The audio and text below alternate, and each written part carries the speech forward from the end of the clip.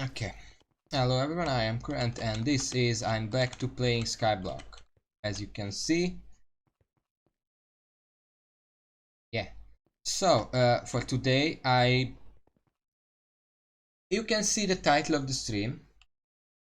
The thing is, I actually got to the point where I can not music yet. I'm going to talk first and then music. Basically, I got to the point where I can farm basically infinite carrots if I feel like it, and I can make money that way. So, money problems, I mean, I'm not very rich yet. I spent some money on some stuff. I'm gonna show off what exactly. But, yeah, I can make pretty good money now. I rearranged the surface farm a bit, and I made a new farm. As you can see, sub farm 1, sub farm 1, sub farm 2. I'm gonna show off what I did because I tried to look up how to best make a carrot farm, and based on the knowledge that I acquired, I made the type of carrot farm that I have not seen anyone make before. And I don't know if I'm dumb or a genius, but I guess we'll see. I tested it once in a contest, and actually we're gonna have a contest very soon, in like 15 minutes or something. Let me check real quick just to make sure. Yeah, there's a carrot contest in 13 minutes. So there's that. I'm gonna show off the farm with that. But before that, after the contest, I'm gonna show off my minions because I made some changes to that too. But before I do anything, guys, Raven, I want to show you the little bug that I found. That I figured out what causes it. Hello, Mookie. Welcome to the stream. Okay, so Raven, watch this. So you know how I thought that, you know, when you're building, you're trying to put down, sometimes it just, please put it down.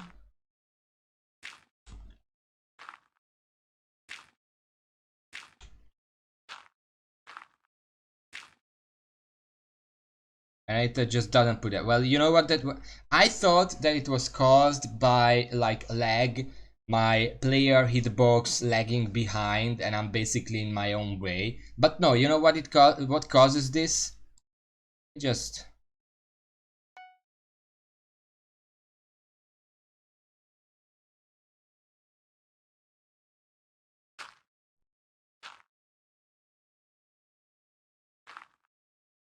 yeah, so turns out if you hide your pet, and I hid my pet because, you know, I'm mining and then this fucking name tag just goes into my face. I didn't like it, so I hid it. But apparently if you hide your pet, it's still there. You just can't see it and it gets in the way of building. So when you're building something big, dismiss your pet while you're building, because it gets in the way even when it's not there. It's very simple actually. But yeah, that's what causes that. What else? We have like 10 more minutes. I guess I can show my minions for now. So what I want to show, all my lapis minions are 7 right now. This is where it gets really expensive to upgrade them. 8 stacks of enchanted lapis lazuli. I'm not gonna get that anytime soon for any of them. And if I get it, I would probably rather just sell it. So they're gonna stay 7 for a while. I mean, that's still pretty good. They have like 21-second action time. Pretty good. As for the snow minions, this is rank 11 team. Jack, also rank 11. Miser, also rank 11. And Marley, he's 9, but we're working on that. They make a lot of diamond and also some snow, so I actually have a pretty good income at this point. So that's nice. Well, this is the passive income, and also the lapis minions also give some pretty good income, because lazuli sells better than snow, and they both make pretty good diamonds, so that's cool. And I got an extra snow minion, so that's nice. As for the name, you might think you know what this is a reference to, but no. If I get a second snow minion and I put it down, and I name it Marley as well, then yes, it's gonna be a Christmas Carol reference. But for now, it's just one Marley. It's not a Christmas Carol reference, it's something else. If you can figure it out, then clap to you. And I moved I moved Stein over here so he can keep making me this. For now, one of the biggest things I'm trying to do is get enchanted lava bucket for every minion I have, which is gonna be a problem, but that's why I have 2 cone minions. They are working on it. I don't think I changed. Oh yeah, turns out, you know what? Turns out I made this mithril crystal. It helps the lapis minion. It's amazing. It helps the core minion and the redstone minion over there. The wiki says that snow minions are the second best passive way to get mining EXP, but they are not actually mining minions, so they don't get any bonus from it. I mean, it's still useful, but it's marginally less useful now that I know that. I have 4 snow minions. Marley is gonna be upgraded by the end of today. It's not gonna take that long. Anyway, we're gonna have to prepare. Now, first of all, I rearranged the surface farm. Let me just second. I rearranged the surface farm because what I had is lamp lines like that. The same as on that area. They were the same. But I was like, I'm turning around way too often. What if I just took these areas that are pretty long and just turned the lamps around? And now it takes a lot less time to farm the surface. I did the same here. Yeah, give or take. This was a kind of edge case, because I mean, basically a square. It doesn't matter which way I farm it, but it's still nice. Also, when I was tilling that part, somehow it went through the wall and tilled the other side. I guess we'll just ignore that.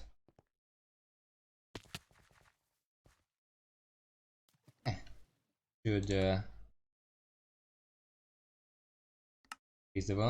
when I play on my own, I reduce the volume because when I play on my own, I usually just grind a lot, and then that's very loud. Replenish book. You need the cocoa beans collection at 8, and then you can make a replenish book. It's very expensive. You need 16 enchanted cookies. You're almost better off just buying the book, but it does cost a few million. Okay, now I'm gonna put on the music. Oh.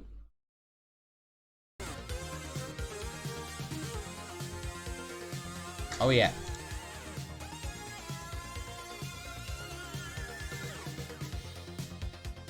Then some of you may have also seen my subfarm one. Made it pretty standard, like this. Farm like this. Just ignore that. Because you know, last time I explained that I know of 3 different types of farming methods. What I like to call the drifting method is when you just you do this. You go to one edge and you just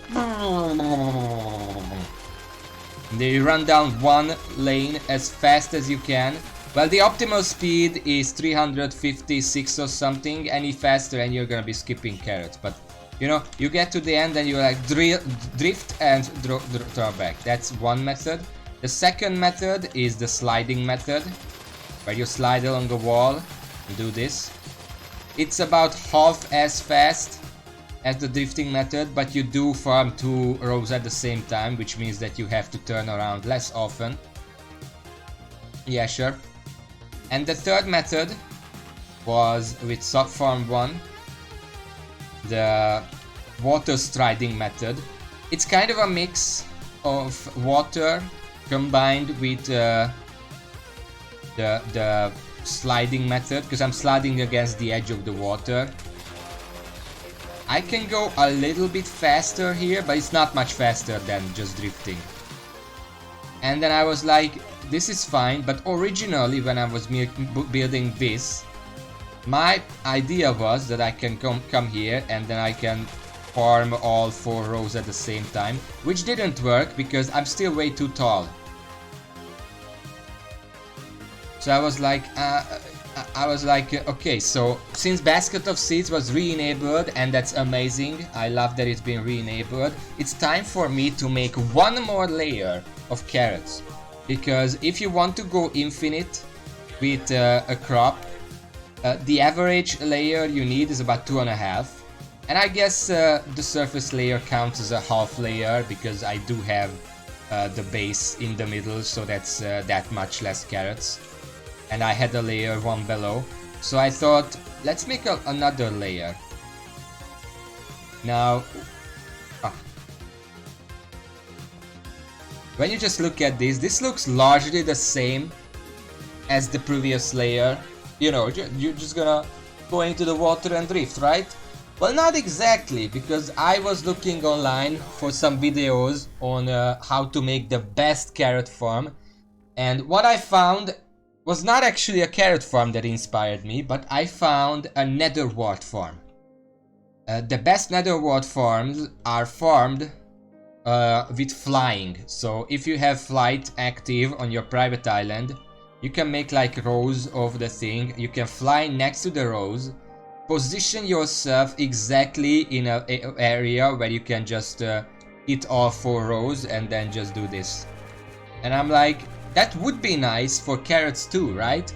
But I don't have flight, so what the hell do I do? Well, what I did is, if you look down there, I don't know if you can see that, but I replaced the water floor from dirt to slabs. And now if I jump in, I am much deeper in the water because I have slabs underneath. And I'm not gonna break them right now because I have a few minutes until the contest. I mean I can, it doesn't matter. Now if I aim slightly high, slightly to the left, because I'm gonna be sliding right. This is still a sliding farm.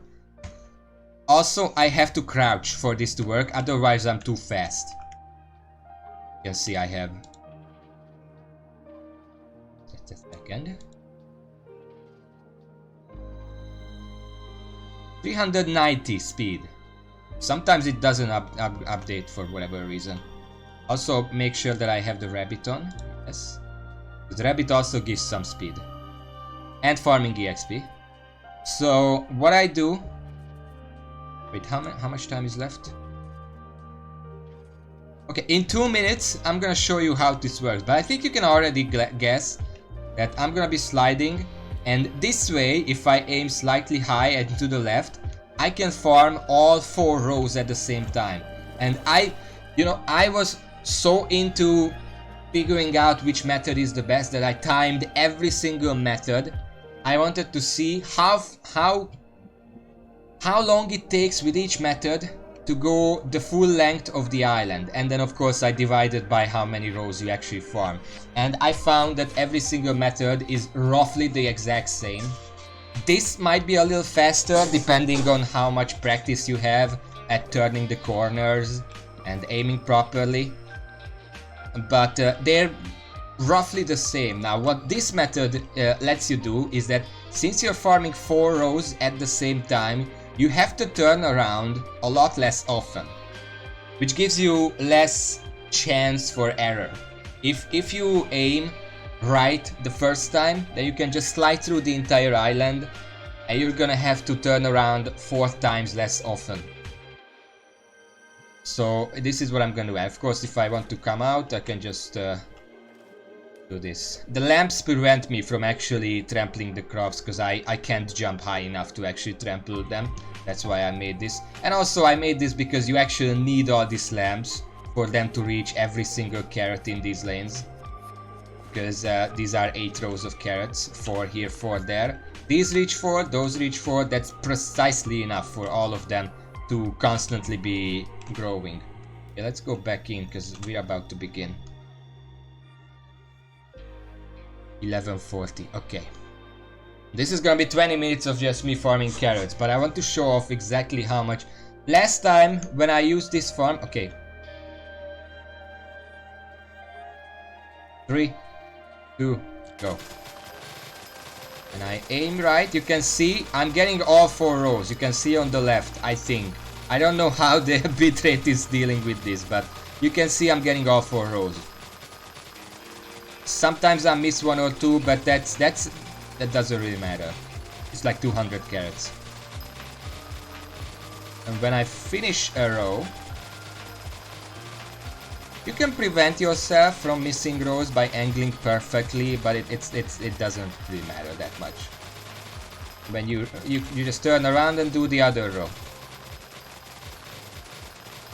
And this is how I farm carrots now. This is so comfortable that I'm probably gonna remake the first sub farm to be an exact replica of this, because this is just way too easy. The only difficulty is, again, aiming the hoe. Ah, shit.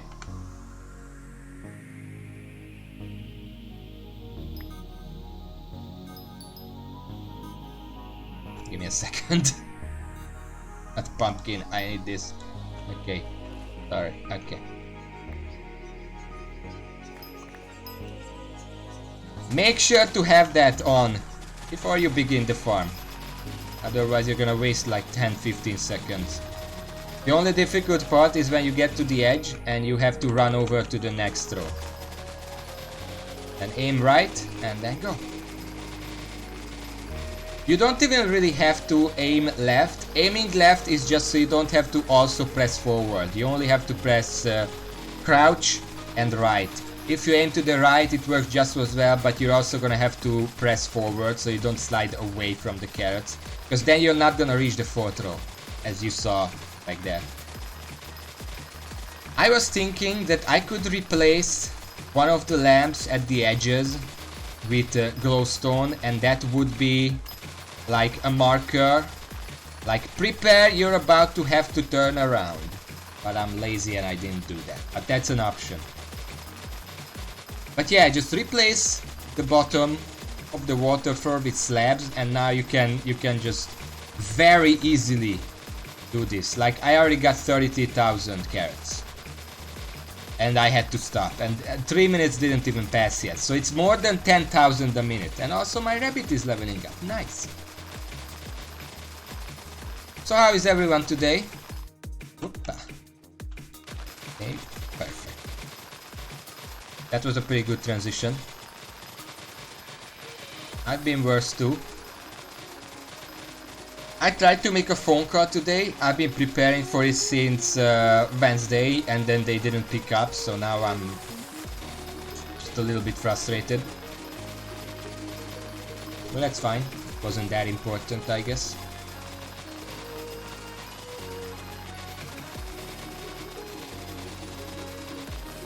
I've been doing some calculations about the carrot farm.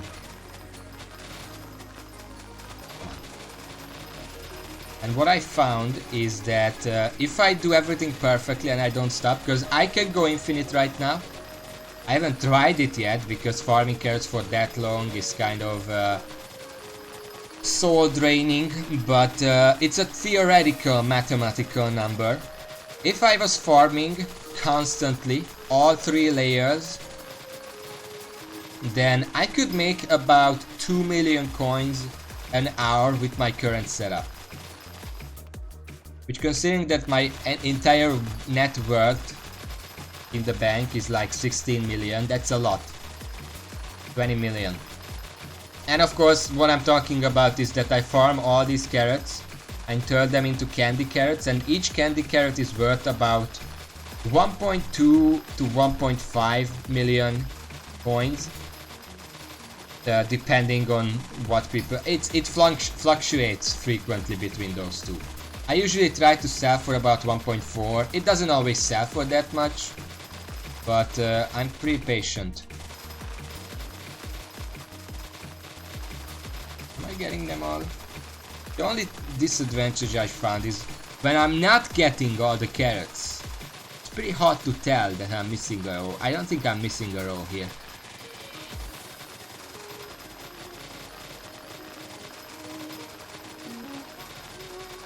My back is itchy. This is the biggest enemy of the Jacob's contest. Whenever you start a Jacob contest and you're trying to go for a high score or something, immediately your entire body is an itch. The other thing that I hate is when you get stuck in a block and you get rubber banded like I just did there. Yeah, fucking get back. I think I could make this farm a little more optimal with a little bit more speed. You can see I'm back to 374. I don't know what's going on there. It should be 390. But I'm pretty sure if I get a reliable speed cap of 400, this farming method would be slightly better than the other ones.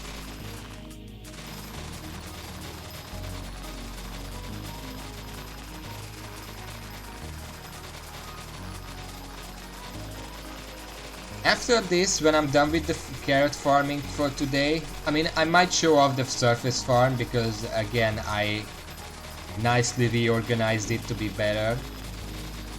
You know what I don't like? I don't like how 1.8.9 doesn't have toggle run and toggle crouch, so I have to press and hold the button to crouch here. If there was a way to toggle, this would be so much less uncomfortable because I would have to be pressing one less button. And that button is the most important one to hold down, and that button is the hardest one to hold down because it's my thumb. And if my thumb gets a bit hurty, that's not good. But 20 minutes I can survive. It's the rest. If I want more carrots, I have to keep it going, and that I don't. Okay, turn around.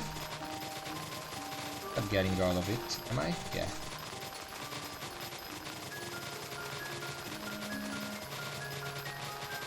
After this, I'm probably gonna go to the dwarven mines and do the daily stuff. I unlocked another commission slot. I'm also working towards the last commission milestone. I want to reach because I want a pigeon. I don't know why I want a pigeon. The pigeon would be very useful before you finish the last commission milestone, because after that it's more just convenience for convenience's sake, not actually really required. Yeah, I do want to get more mithril powder just to get more upgrades. I want to upgrade the peak of the mountain to rank 5. It's rank 3 right now. Yesterday I got enough powder to upgrade to rank 3. I forgot what rank 4 and rank 5 gives me, but it's useful stuff. As for the drill that I'm making, it's cooking. I got all the materials required to make it. I just have to wait for the stuff to actually finish building. Before the stream, I put up the last 4 gold plates that it needs. They're gonna be done in like 4 more hours. Alright, Mookie, thank you for hanging around. Good luck with the baseball game if you're playing. And have fun if you're not. I mean, have fun if you're playing too, but you know what I mean.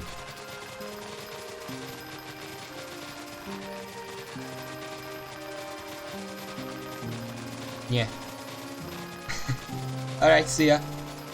The drill itself, after the gold plates are done, which each takes 6 hours, but I put them all at the same time, so it's just gonna total up to 6 hours.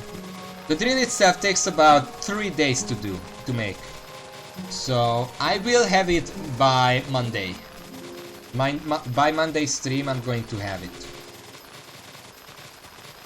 And we're gonna, you can bet, we're gonna spend all the stream just making use of the drill.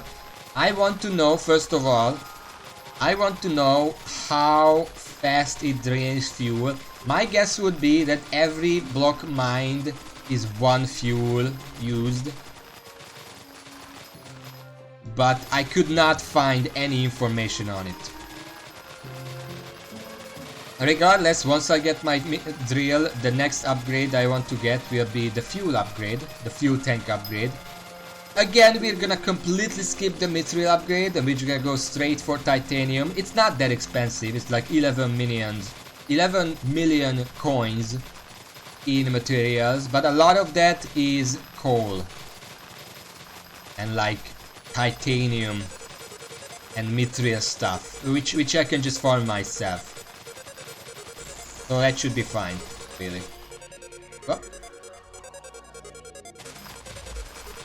There we go.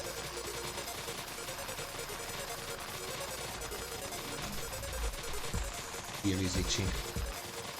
But yeah, drill. As for the carrot hole, I've been looking at how long it will take to upgrade it, and honestly, the only upgrade I can still get is to get cultivating to 20 million. Or 15 million? I think it's 20 million. Which is like 8 million more than what I have right now. And after that, the next milestone that I can hit is 100 million. Which is possible, but it's very much, how do you say it, unlikely. Anytime soon. Eventually I'm gonna get it.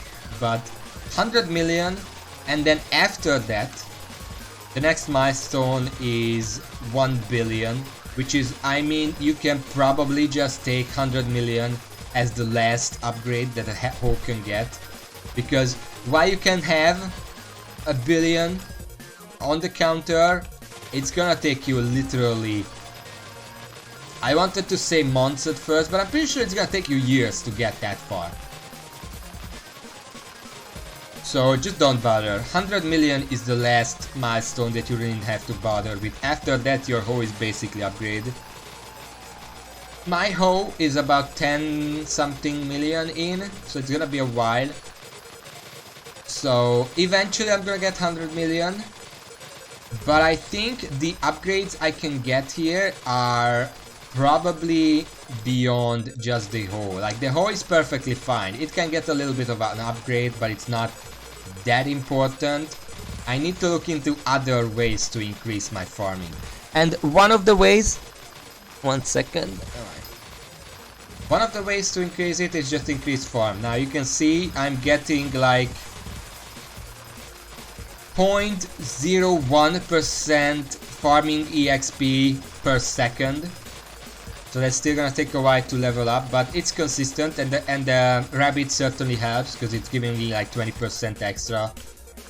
If it's maxed out, it's gonna give me like 30% extra, which is very good.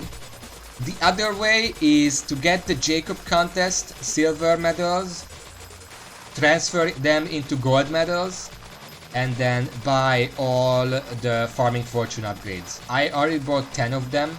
No, I bought 5 of them. There are 10 more that I can get, but it's gonna take a lot of gold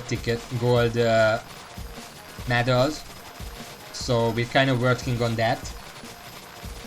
And beyond that, the biggest farming upgrade that I could possibly get here is an elephant pet.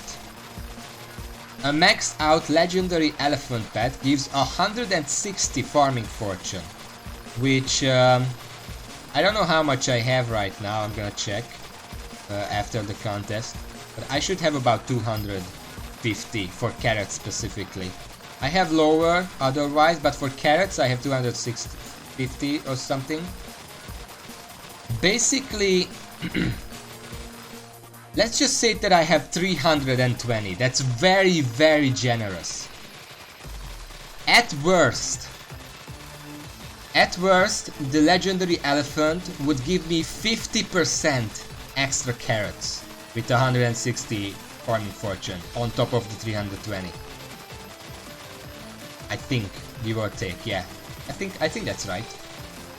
50% extra carrots. I can roughly farm like 300,000 in a contest.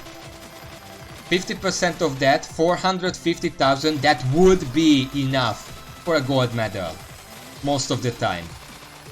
And it's also almost enough for a golden carrot. Like a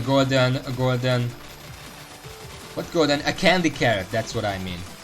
So if I get an elephant and I max it out to a level 100, one contest, it would be enough for a contest to give me gold medal and to almost get a candy carrot. And a candy carrot is like 1.5 million coins. So I need a legendary elephant. Now the problem is, legendary elephants can only be bought from the zookeeper, who shows up like twice per in-game year, which is kind of rare, and I'm not always awake when he does that. And then when he shows up, you also have to be lucky for him to actually sell the legendary elephant, and if he actually sells the legendary elephant, then you still need 15 million coins and 8 or so stacks of enchanted dark oak wood, which I already have, by the way. I farmed it out, and I kind of have the coins as well. I would invest in an elephant.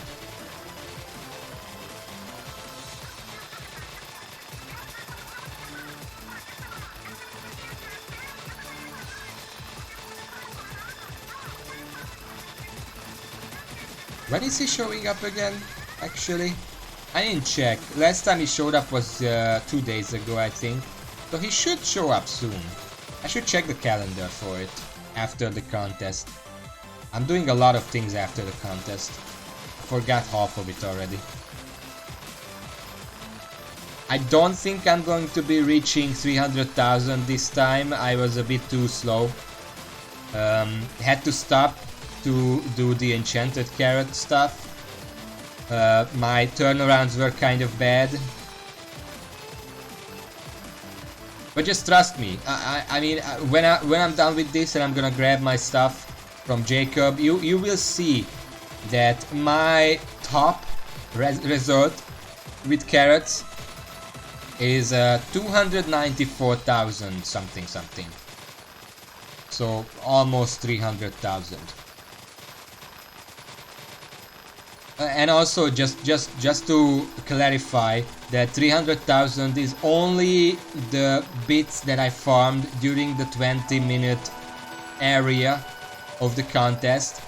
Usually I don't finish one layer within the contest, so I still keep farming. So if I get like 450,000 with an elephant during the contest, but I continue and finish the level anyway, that's a little more. I could easily reach enough carrots per layer for a candy carrot in like 25 minutes. That would be pretty cool, because I need the golden tickets, golden medals anyway. So might as well do the contest, and every time I do the contest I can get like 1.5 million, and that's only from the candy carrot, because of course the contest itself is also pretty profitable. I mean, you get Jacob tickets, which I would rather keep, but you also get Turbo Crop books, which you can keep, combine, and then sell for quite a bit. I mean, Turbo Carrot 4, I sold several of that book for like 1 million coins each.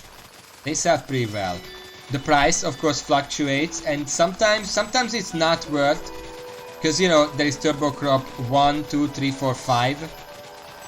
Every time I want to sell Turbo Crop books, I check which book is the more valuable to sell. Because, like, you do need 2 Turbo Crop 1 books to make a Turbo Crop 2. You need 4 Turbo Crop 1 books to make a Turbo Crop 3. 8 of them to make a Turbo Crop 4, and 16 to make a Turbo Crop 5. So sometimes, depending on how the auction house is looking, sometimes it's more worth it not to upgrade all the way and sell parts of it. Usually I sold books twice, and what I found is that usually the most worth book to sell is Turbo Crop 4, because Turbo Crop 5 is usually used by people who already have a pretty good manual farm, because you need silver medal to be able to use TurboCraft 5. TurboCraft 4 only needs a bronze medal, which means that people who are trying to build up their crop empire but are not quite there yet will be able to get a bronze medal, but will not be at silver quite yet. And then they're gonna buy TurboCraft 4 because they can afford it more so than a TurboCraft 5, and they can actually use it because they have a bronze medal. Bronze medal is mostly easy to get from anything. Most of the crops you can get bronze in by just farming on the public islands, except some of the more contested ones like Netherworld and Pumpkin. Those are pretty contested, those are hard to get bronze in if you don't have a dedicated layer for them. I might make some, like I know I will have to make Netherworld layers, probably at least one. But I'm not rich enough for that yet, and my farming is not upgraded enough for that yet. And I'm also considering making like a pumpkin farm, like a layer of pumpkin farm, just one. Just to be able to farm some pumpkins, because I do want to increase my collection. It's not just about just buy the pumpkins that you need. No, I want to upgrade my collection so I can make rancher boots myself. And yes, I am gonna finish this layer.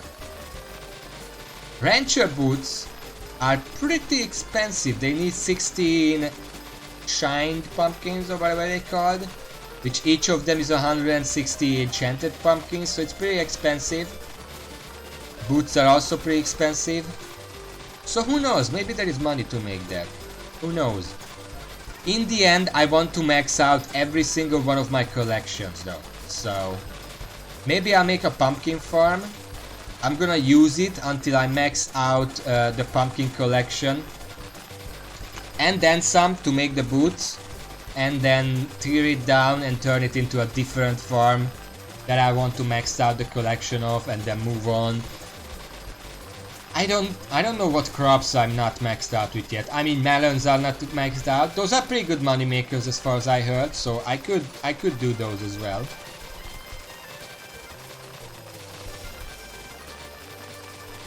What else is there? Netherwort, of course, but I'm almost maxed out with that. Well, not almost, but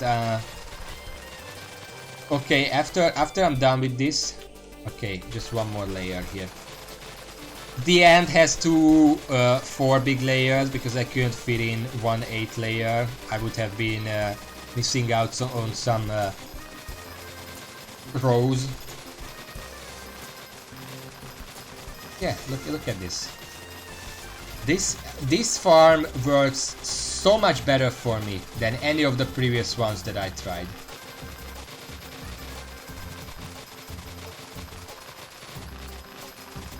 And I should be getting to the end.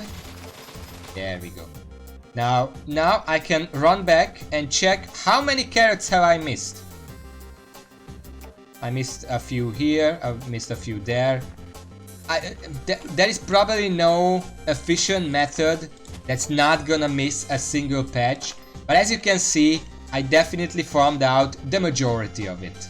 Also, some of these are not actual misses because I can guarantee I gathered this one, it just regrew by the time I get back here. It's usually these inner layers that are, yeah, I probably missed one of these and the other grew.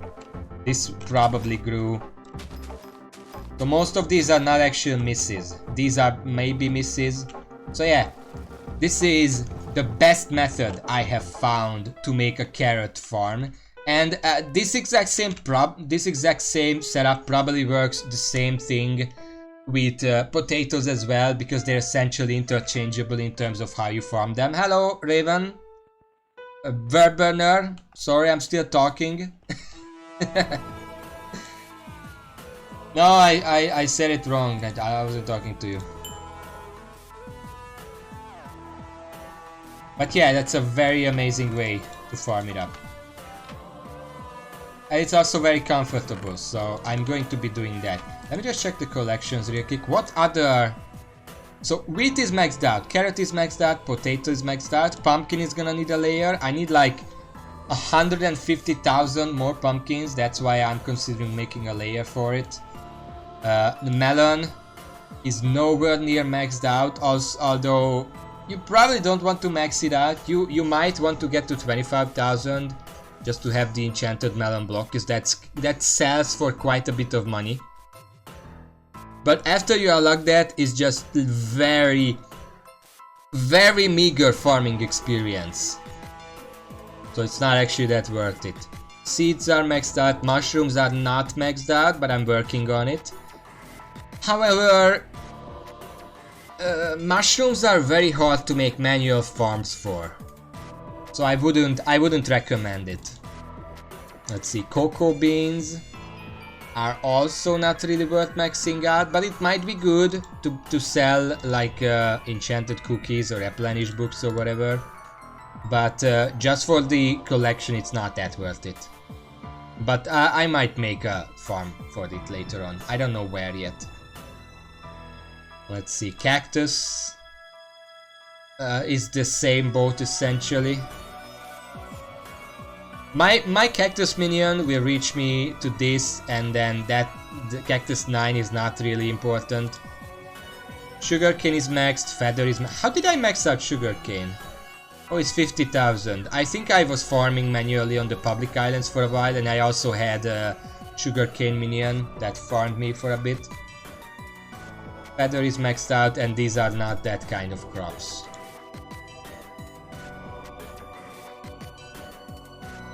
Pork chop is maxed out, chicken is maxed out, mutton is not quite maxed out. I'm still working on that because I do want the husbandry sex. Rabbit is not quite maxed out, but it's not important to max it out. However, I still do have a rabbit minion because it's needed for pet luck potion. And the nether wart, of course. The nether wart is far from being maxed out. Okay, what did I want to do after?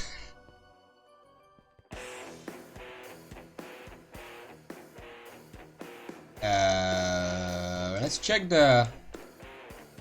the contest first.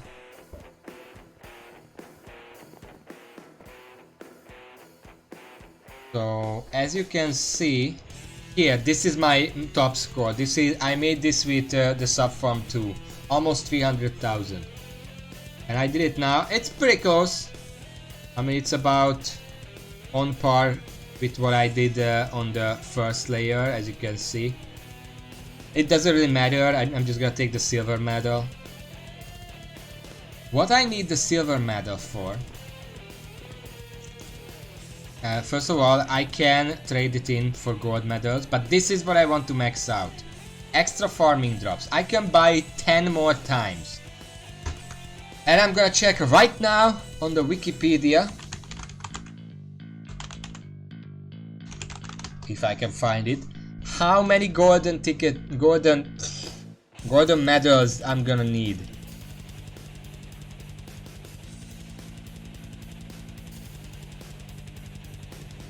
What do I use it for?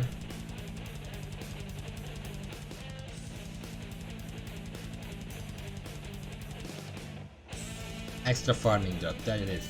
Okay, so I bought it 1, 2, 3, 4, 5 times, and now I'm at the point where it costs 3 gold tickets, gold medals. Why the fuck do I say tickets every time? Every time. Now, I'm gonna just add up all of these.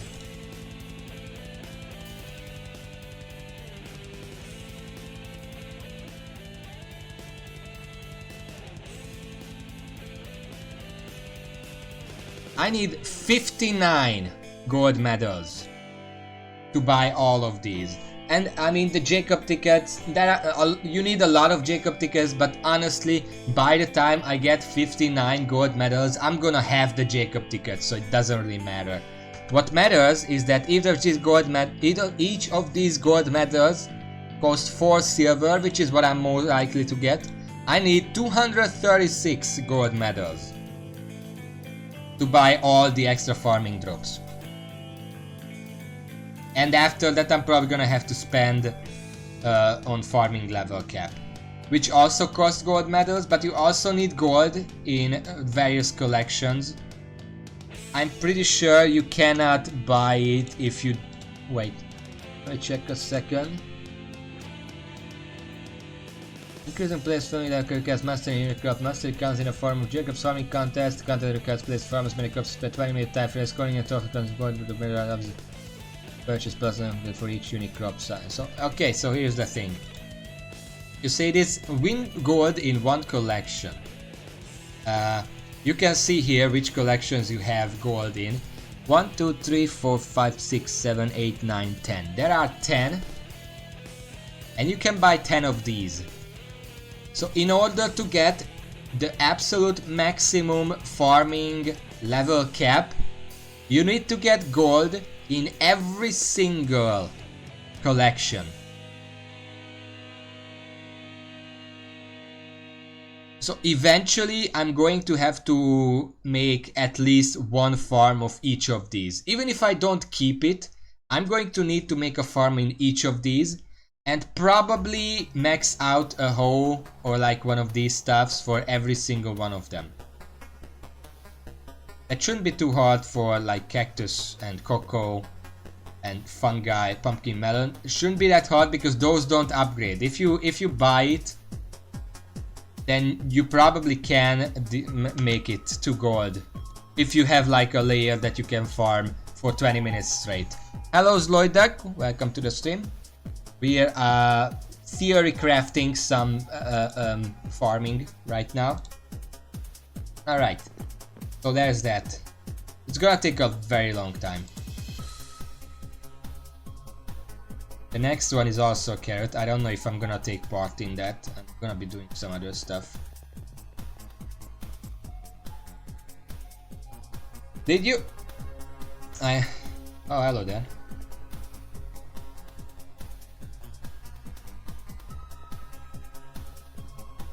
So yeah, let me just put away these stickers before I do anything else. Raven, do you remember what I wanted to do after the contest? Because I said so many things and I forgot all of them. What do I do? Turbo carrot goes here. Did he drop a baby yeti?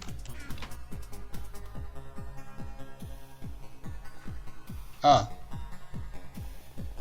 Yeah, money gathering and mining. I also wanted to do some stuff.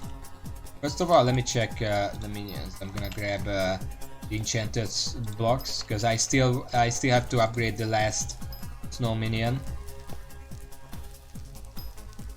It needs a stack and then 2 stacks, and that is gonna be maxed out. Oh yeah, I wanted to show you guys my minion collection because I maxed out quite a few. So my cobblestone minion is maxed out, that's 1. My clay minion is maxed out, that's 2. My snow minion is maxed out, of course, that's 3. My wheat minion is essentially maxed out. I mean, when it says tier 12, that's a unique way. You can't just upgrade to that. You have to buy that from somewhere else, so we don't count that right now. I'm not on that level right now. That's way too far from me. Okay. The pumpkin minion is almost maxed out. The carrot minion is maxed out. The potato minion is maxed out. Netherwort is getting there. It needs 1 more level, same as pumpkin.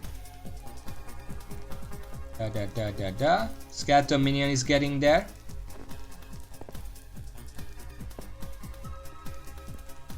Pig minion is maxed out, that's 7. And I should really work on these, because if I max these out, oak, spruce, birch, dark oak, acacia, jungle, that's 6 minions that can still get 4, that's 24. Well, maxing them out, some of them are easier than the others, and also I'm currently not going... You have to max out 1 of each minion if you want to have the maximum possible number of minion slots. What's not worth it is to actually max out minions just for the sake of using them. The snow minion is an exception. That is in fact worth maxing out because it's very cheap to max out. I'm pretty sure my API is turned on. Yeah, my collections and skills are turned on. My inventory and personal what are not, because I don't want people checking what stuff I have. It's a secret. I mean, I guess I could. Whatever. I mean, I can turn on this. I don't know if the personal bank vault is worth turning on, but I'm gonna keep it turned off because first of all, it's a very good place to put the stuff I don't want other people to see, but also it's empty. It's completely empty. I'm not storing anything in there, so it's not even worth turning it on. The problem is that this guy needs 8 stacks of 64, and he's gonna be maxed. But yeah, I have like 7 or 8 minions maxed out, and like 3 of them very close to being maxed out. So I'm actually doing pretty well. I need 25 more unique minions to unlock my 25th slot, and the thing is, like each of these give 4, there's 6 of them as 24. So if I max out the wood minions, which is not hard, you can just go to the trees, grab your tree capitator, either a monkey, get a monkey, or get the other thing, the silverfish, to just go through everything. It's up to preference. I think I would rather use the monkey. But yeah, that just means that I would need one more upgrade and I would get my 25th minion slot. And in 21 days I'm gonna get the 26th slot. And above that it just takes very much effort to keep going.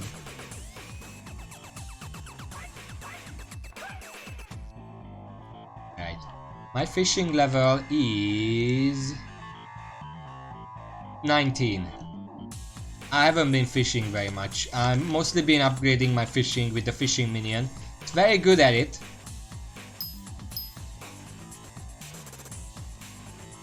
I just got a bunch of XP right now. Also, I need to get rid of this fish now. Right.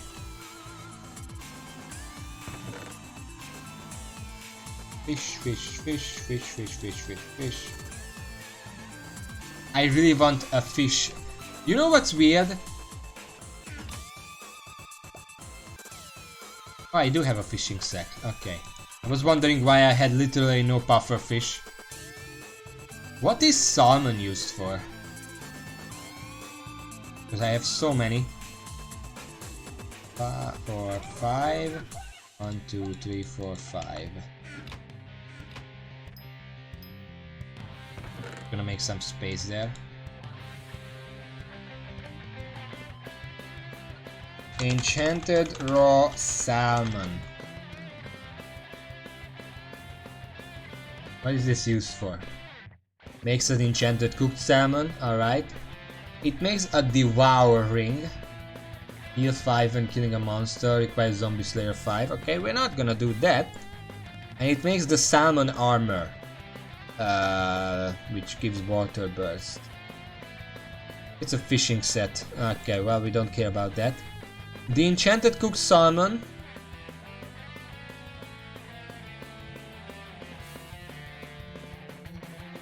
has no uses, but it sells to the vendor for like 250,000 each. Huh. It's quite a bit of money. I mean, it takes a while to get that, honestly.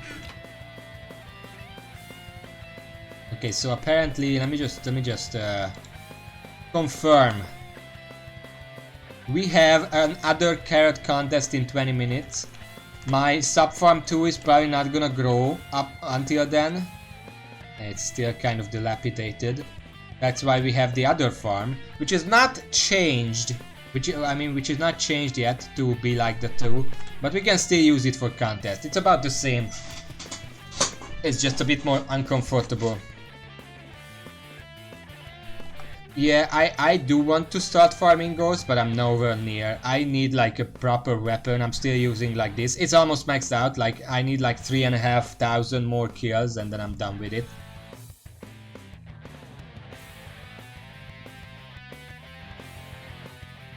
There was something I wanted. Oh yeah, I wanted to check when the zookeeper shows up next time. Gonna be in 18 hours. Currently, it is 5 p.m.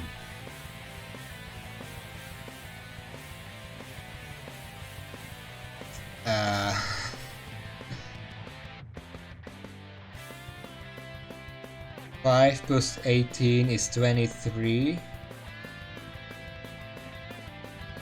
We're 7 hours from midnight.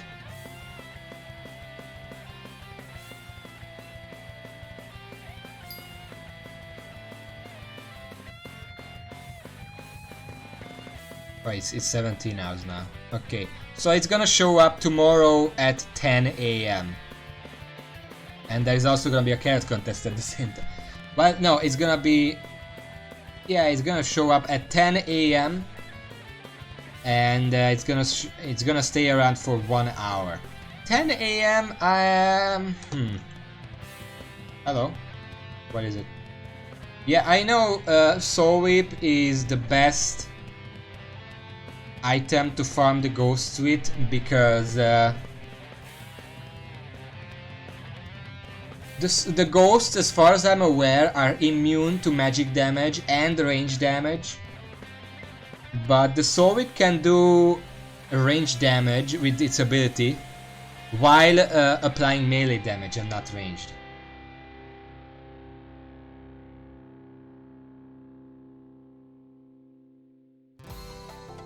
Oh, hello. Who are you?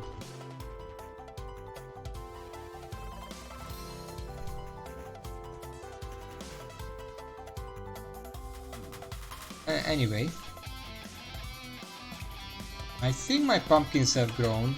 I mean, I've been partaking in pumpkin contests. Alright, Zoidak, see you later. Thank you for dropping by. And hello, Caffeine. I guess I'm gonna call you that. I wanna call you slave. I already have a bunch of slaves in the factory. So I tried to enter the pumpkin contest using this. I can get about 1,000 pumpkins with this farm. It's not enough for a bronze medal. Bronze medal needs around, let's say, I got some extra, nice. God damn it. The thing about the pumpkin contest is that a lot of it depends on luck, because if you use the pumpkin dicer like I am doing right now, this axe is the pumpkin dicer, you have a very little chance to get extra pumpkins when you break a pumpkin. And if you get 64 enchanted pumpkins, well, it basically ensures that you're gonna be a very good placement in the contest, but it's entirely up to luck. I've never seen that. The best I got is 1 enchanted pumpkin. But still, if you get 64 enchanted pumpkins, you basically won.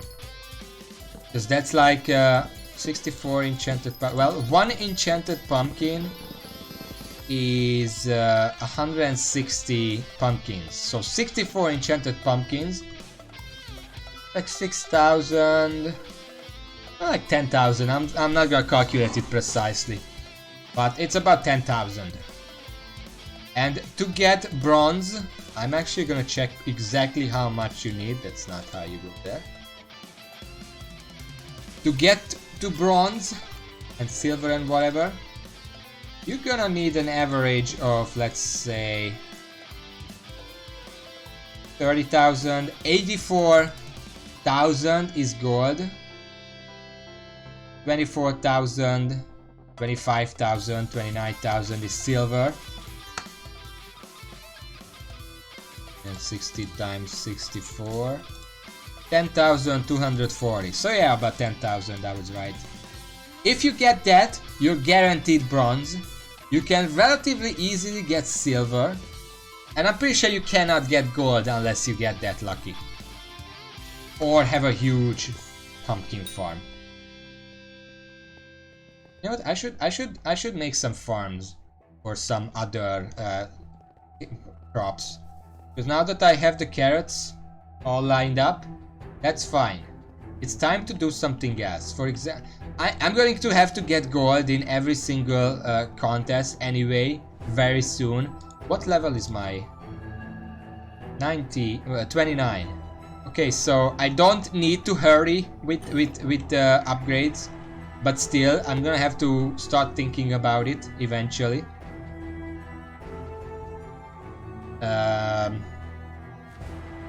I think the easiest one to get gold in.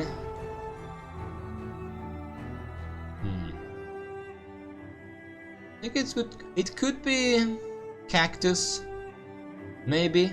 I don't think many people farm cactus. It's pretty much useless. Melon, people do farm melon because they sell for pretty good at the vendor, I think. Enchanted melon block sells to the vendor for 25,000. I mean, that's not even that good. Huh.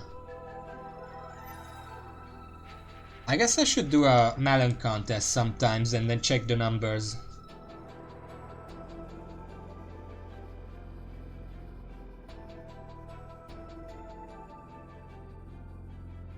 Oh well, I'm gonna waste some time. Much time? Like 20 minutes? 13 minutes, yeah. These minions make a lot of diamonds, by the way. If you want to get rich in this game, snow minions, they make a lot of diamonds. First of all, diamonds are very useful because, for example, I needed a lot of diamonds for the drill that's in the middle of being made. But also, if you get an enchanted diamond block,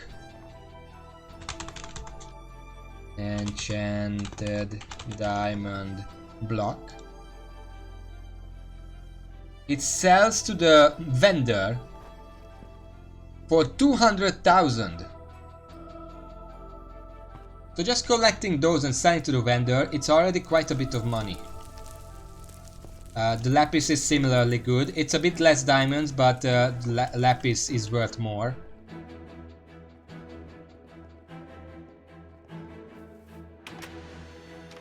I hate my speed sometimes. Can I just fit through, please? So if I make a big farm underneath for pumpkins or whatever, I'm gonna have to figure out what to do with this area, because I considered just demolishing it, you know, but I was like, if I demolish this, then the entire area is just asphalt and buildings. I wanted to have a little park here. And I mean, this is a pumpkin park right now, but that still counts, it's still a park. Doesn't really matter. And if I demolish this, I want to build something else here. I'm not sure what yet. Maybe just a flower garden, like a Zen garden. I can look up what Zen gardens need and then put them here, like stones and a pond, some benches to sit on, whatever. Would be very good to just hang out in. I can even make like a fountain and make it a fountain that you can AFK in, so I don't have to use the intern jacuzzi, which is, I mean, it's good. It's kind of demeaning to use that. I mean, it's their jacuzzi. I don't want to use it.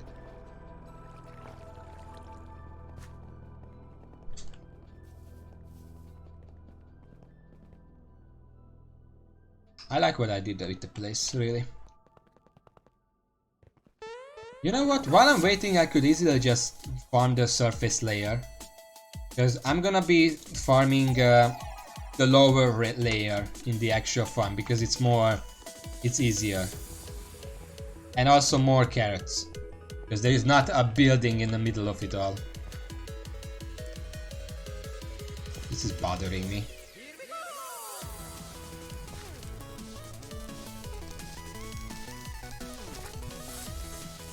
Raven, can you check me something?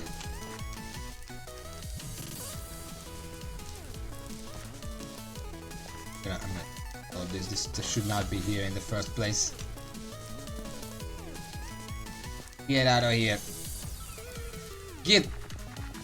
Okay. Usually when I farm the surface layer, what I do is just the drift farming. Oh yeah, I'm too fast. Okay. Can you check if Cannon Straits is still on cooldown or if it's cooldown right now? If it's not, then if it shows up, please vote for it. I want to listen to it again.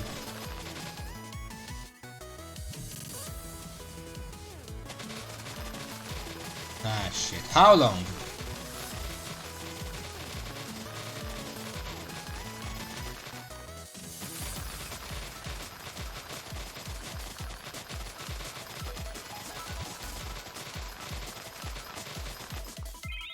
I should drink. I should not do what I did last time when I didn't drink a single drop of water for 4 hours.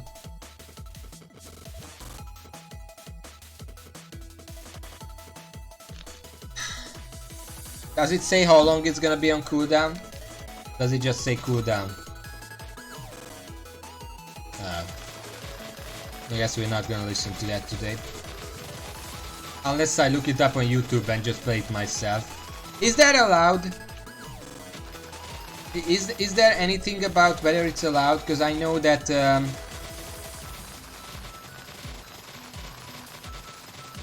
no, I mean that it's okay to listen to it on the radio, especially since I have it out, what is playing right now, so you know exactly who made it, what's the title and whatever. But if I just go to YouTube and play it on stream, you're not gonna know. Well, I can't credit it because the little widget is not gonna pick it up.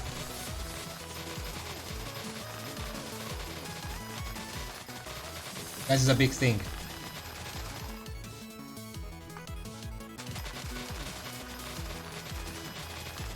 Hello back, welcome back Zloidak. Apparently there is gonna be a second carrot contest, so we're just waiting for that, farming some more carrots in the meantime. I mean, you can never have enough carrots, especially if you're me and you want to sell the carrots.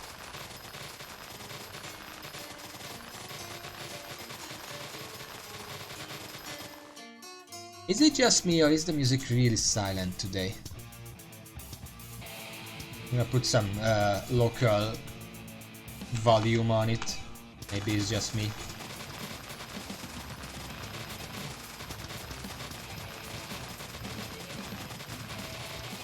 I still have my rabbit out, right?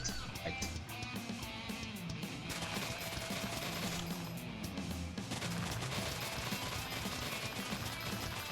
You know, Zloidak, I don't want to fish at all. I've done some fishing to unlock like the fishing minion and unlock the clay minion. What the fuck? I'm way too fast again. I never want to fish again. Can I put some volume on it?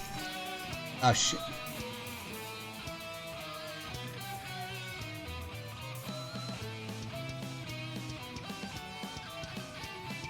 Is that good? It's almost a bit loud for me now.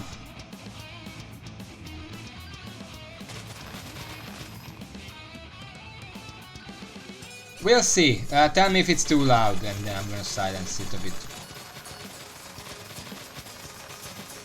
Yeah, you can probably make a lot of coins on fishing, but I mean, I did fishing and it was just so fucking boring. Just sitting there, doing nothing and then it shows up, and if you grab it, then whoop-de-doo, you got like an item. Or a mob, some of which I can't even kill. Like the Guardian that I sometimes got, and it literally just wrecks me because I can't do anything about it. Nah, it's just a bit too boring. You can't even number crouch it. Like with the carrots, every time I go over the carrots and I get a bunch of carrots, I can do math afterwards. Figure out how much money I could make with this carrot farm or whatever, or how many carrots I make or whatever. With fishing, you just sit there and you fish, and it's a bit too boring for me.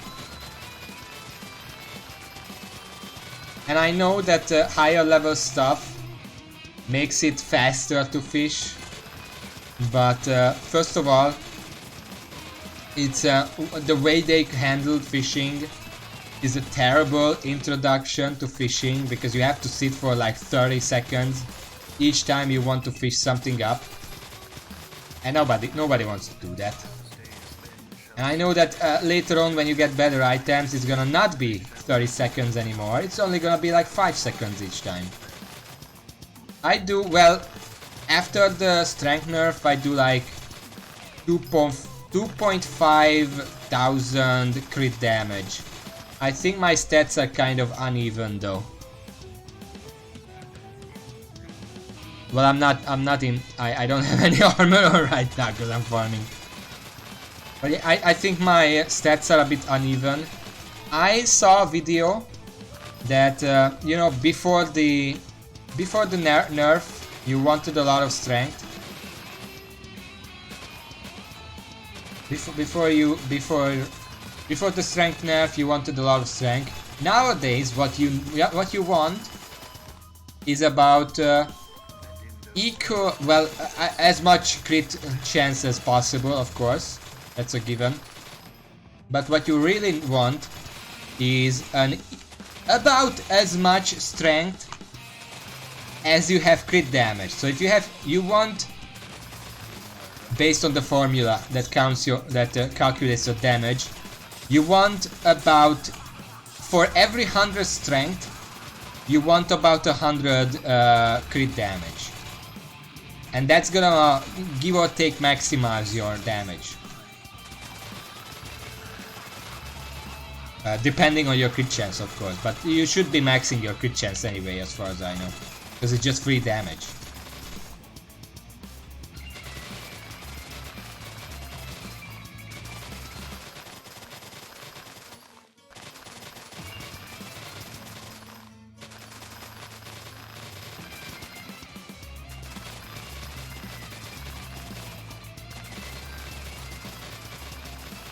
Yeah, borderline is that I don't deal too much damage. Then again, technically speaking, I also don't have a dedicated combat armor. My best combat armor is glassite armor, and that's not even combat, that's like a minor armor.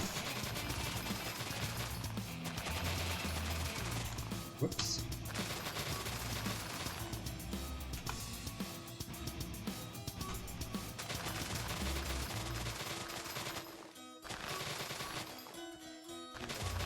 I am not paying attention right now.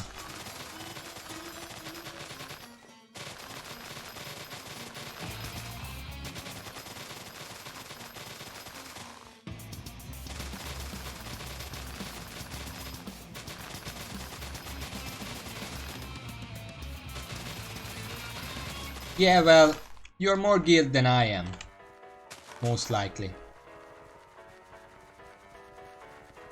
Oh, it's 10:20 PM. I should go to the sub farm real quick.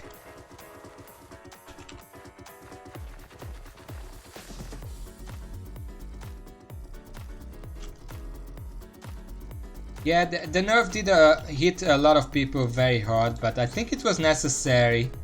Skyblock as a whole was just getting way too high with the numbers, like people doing millions of damage with a single hit. I typically don't like huge numbers in games. Why do I have a compactor in my inventory? Oh well.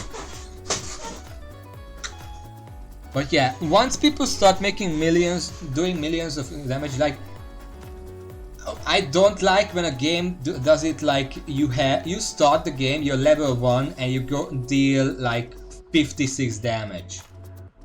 Like if you are level 1, if you're that beginner, why not start at single digits? And then you can scale up to double digits. Because if you start level 1 with doing 50 damage, you can expect by the time you're max level, you can expect to be doing thousands of damage because of the scaling stuff. 1 second, I'm gonna continue that, but... Okay. Alright. But what I like, you know, because if you start the game and you hit an enemy and you do 4 damage, then by the time you're max level and you do 500 damage, that's gonna feel good, but it's not a crazy number. You can just keep it low. I prefer low numbers. First of all, they are easier to comprehend, because when you start doing like 3,466,642 damage, at that point you can't even really comprehend how much damage you're doing. Because it's like, I'm doing a couple million, whatever. But if you're doing 300 damage, and then you suddenly start doing 350 damage, that's like, oh my god, I got a huge upgrade.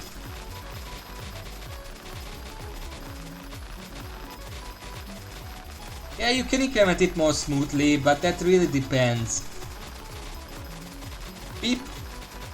People should not be doing, like, I know that the primary reason for that strength nerf, first of all, strength, I checked the formula before and after the nerf, and technically before the nerf, the strength was calculated twice into the formula, into the damage. That's why it was giving so much damage. Now they removed one of the aspects in the calculation, so strength is only counted once, and that's why the damage generally lowered, but it allows strength to scale more smoothly. Even if your damage is lower, strength scaling is gonna be more consistent. That's why they nerfed it. And also, once people start doing 1.4 million damage per strike, I'm doing 2050 with a crit. And I've been playing for a while, and the Raider Axe is not even that bad of a weapon early game. So like, you get the idea. Yeah, no, I don't like that. It just feels kind of lazy, honestly. I mean, you can say whatever you want about Blizzard, but even Blizzard realized that they went a bit overboard, because, you know, every single time they release for World of Warcraft a new expansion, they have to one-up the previous expansion with more numbers and bigger numbers.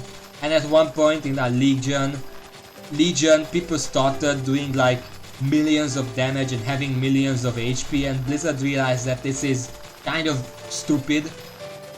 And so they did first of all they reined in the numbers in like BFA, and then now in Shadowlands they did like an entire stat squish, and now people have sensible health and sensible damage again. And I respect that. It was a huge undertaking for them that essentially gave them no monetary benefit, but they still did it because they realized that this is stupid.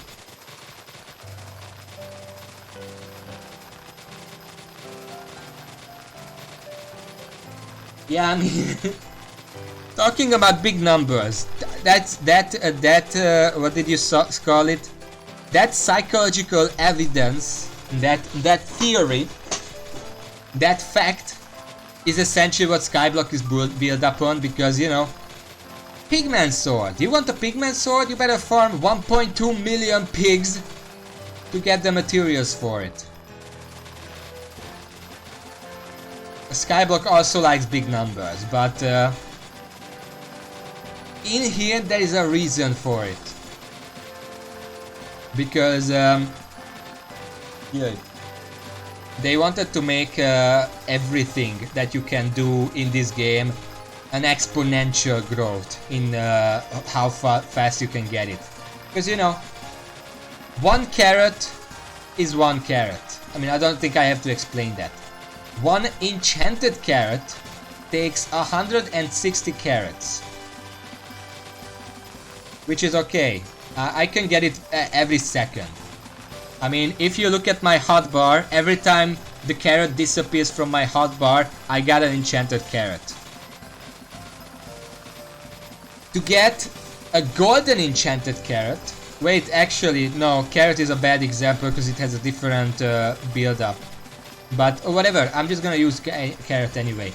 To get an enchanted golden carrot, you need 60... no. Yes, you need 128 enchanted carrots.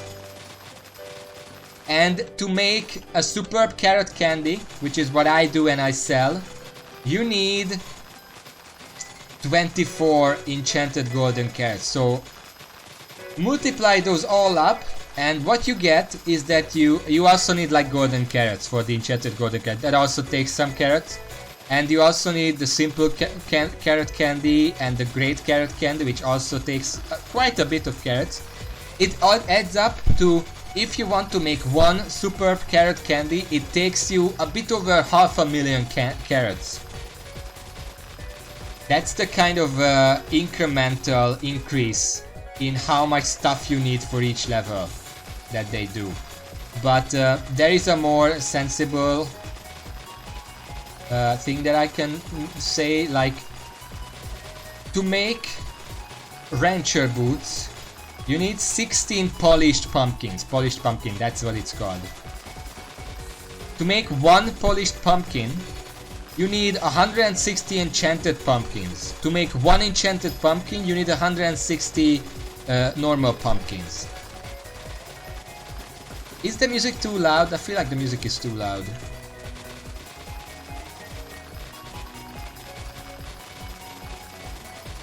Oh, maybe it's just loud locally. I'm gonna have to lower my own volume.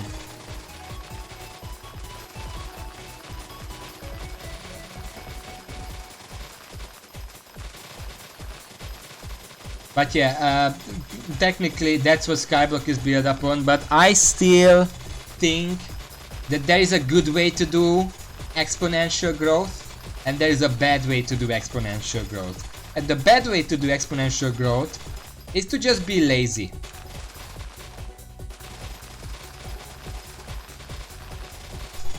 What looks like a Minecraft MMO to you? Skyblock? Yeah, I mean, when I started playing, that's what I called it, because you know, you have all the usual MMO stuff where you are trying to get stronger, you get better weapons, you get better gear, but it combines that with the building aspect of Minecraft, the fact that even in the very base Minecraft, you make wooden tools to get stone tools. Then you make stone tools to get iron tools, and then you make iron tools to get diamond tools, and you make diamond tools to go to the nether with obsidian in order to get netherite tools. And yeah, that's a progression. This is essentially the exact same thing, except more RPG-ish. So yeah, I would definitely call Skyblock Hypixel Skyblock, not the normal Skyblock. Gotta make that distinction. Essentially a Minecraft MMO, and that's why I like it very much, because I like MMOs. I don't mind grinding. By default, I don't mind having to grind so much if there is a clear reason for it. Like right now, I'm farming carrots to make carrot candy to sell, to be able to get money, to get myself a set of tuxedo. And then after I get the tuxedo, I'm probably gonna start killing dragons, because killing the dragons gives me, like, I can probably get young dragon armor, or just buy it. But killing dragons is also a good way to get the money, or killing zealots, or whatever, what you want to call it. It's a good way to get stuff. And then after that I can get the young dragon armor to make myself even more speedy to get more carrots.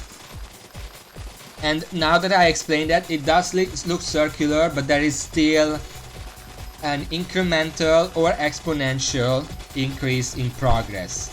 And they literally just added like a new area to the end island that has even stronger enemies that have like 15 million health, which is, again, it's kind of dumb, but what do you do about that?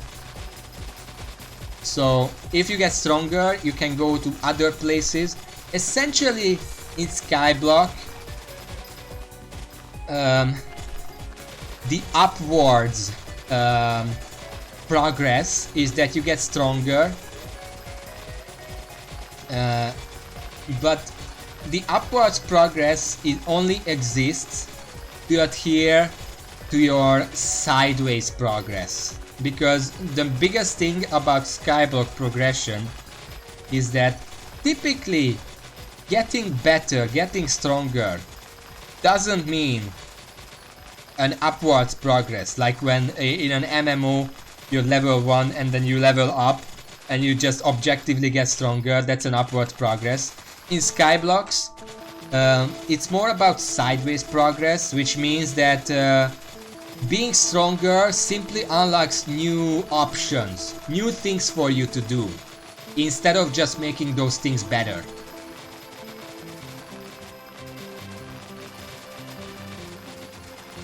What are you talking about, Raven?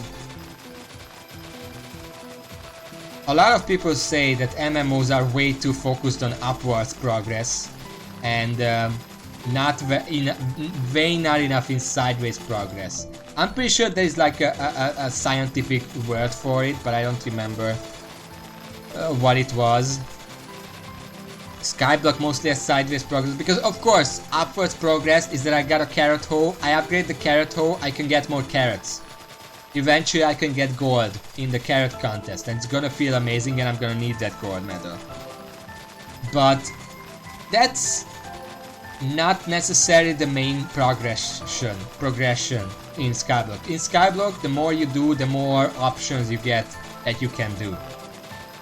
I haven't played Final Fantasy VII since then. You remember I've been focused on World of Warcraft, and then when I quit World of Warcraft, I immediately started playing Skyblock. I haven't been playing FF7 very much.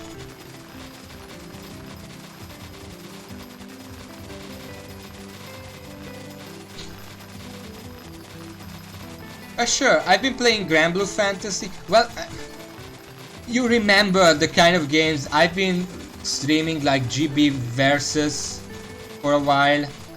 I've been streaming Dark Souls while I was already playing World of Warcraft. And Wordburner, that kind of reminds me partially of Bounty Bay Online. I talked about that game a while back on this channel already, where I don't remember exactly, but basically what you could do, just earn you money to be able to do the thing better, but also to be able to go to more dangerous places. Like you can ferry goods to a city that's more likely to get pirate attacks or whatever. That's pretty good, I think. But yeah, if MMOs focused a bit more on sideways progression, because World of Warcraft it's not even that World of Warcraft focuses on upwards progression, it actively goes against its own sideways progression on account of it introducing various systems on every single expansion and then just completely throwing them away when the next expansion comes. There are very few systems that were implemented in one expansion and are still relevant in another expansion, like the pet battle system, that's still relevant. But you never go to your mage tower anymore, you barely ever go to your garrison anymore. You don't do that stuff because they replaced those systems, they don't use those systems anymore. Imagine if World of Warcraft was built in a way where whatever system they introduced previously, they don't just throw it away, they improve it and build it into the next system. How much cooler would that be? Instead of having like you had a garrison, but now you don't have a garrison. Now you have a mage tower. Now you don't have a mage tower. Now you have like a command table on your little fucking ship. Now you don't even have your ship. Now you have your what are they called?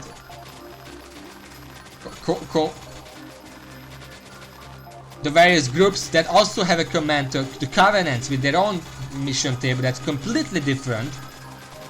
What if they didn't do that and just took the garrison and improved it? Like, you don't even have to make it so you have to go back in time every time you want to go to the garrison, because technically garrison is in the past in old Draenor. But I mean, you built a garrison in the past. They could just take it and move it somewhere else. Not that hard, they are not permanent buildings, at least most of them. Just put it somewhere else, put it on a little island that's your own, that's like, you can say it's a very important island on Azeroth or whatever, and it can move, or fucking make it a spaceship. You had spaceships on late Legions. Just make your garrison a spaceship that can move to wherever the current expansion is. Imagine in World of Warcraft you had your own spaceship. That was essentially the garrison, and every time there's a new expansion that comes out, you just fly your spaceship to that place. And you still have exactly the same stuff that you already have, except with new stuff, because it's a new expansion, they add new stuff to it. How much cooler would that be, instead of just making a brand new system every single expansion? Which I think is completely dumb.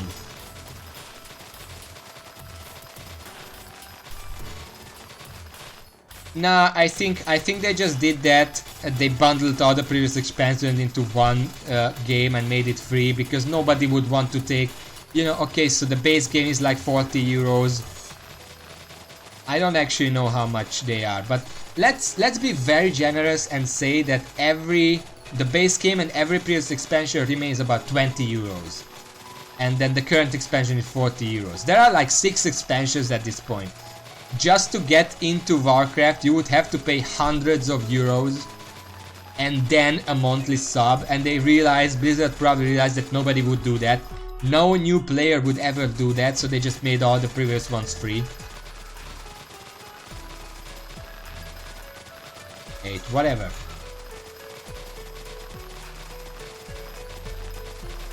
But yeah, just imagine how much cooler would that be if you had the garrison that could move with you between the expansions, instead of being replaced every single time. Because you can bet, once Shadowland is a past expansion and we go to the next one, which is, there are already rumors what it would be. I'm not gonna... Hello, Cyrus, I didn't read your name. I can't write right now, I'm farming carrots for the contest.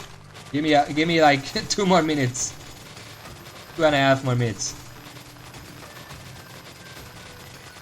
No, actually, Blizzard does know about people running old content, because there are a lot of people who run old content for mounts and transmogs.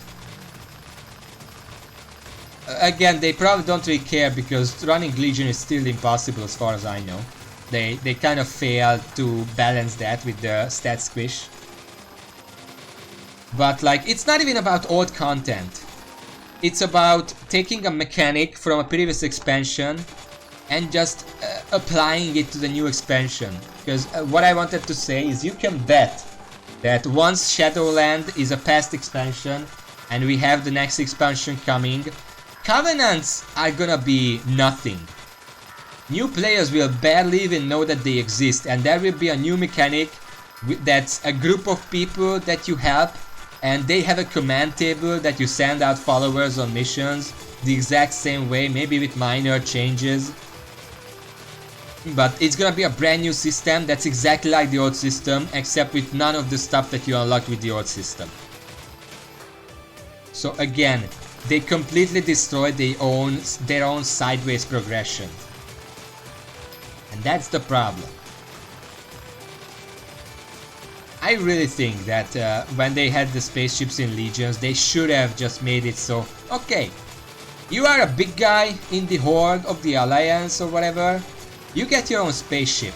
And this is there's gonna be a room or like a building or whatever on this spaceship it's essentially a garrison, but it's a garrison that you can take with you wherever you want. You can even build like a quick travel system into it.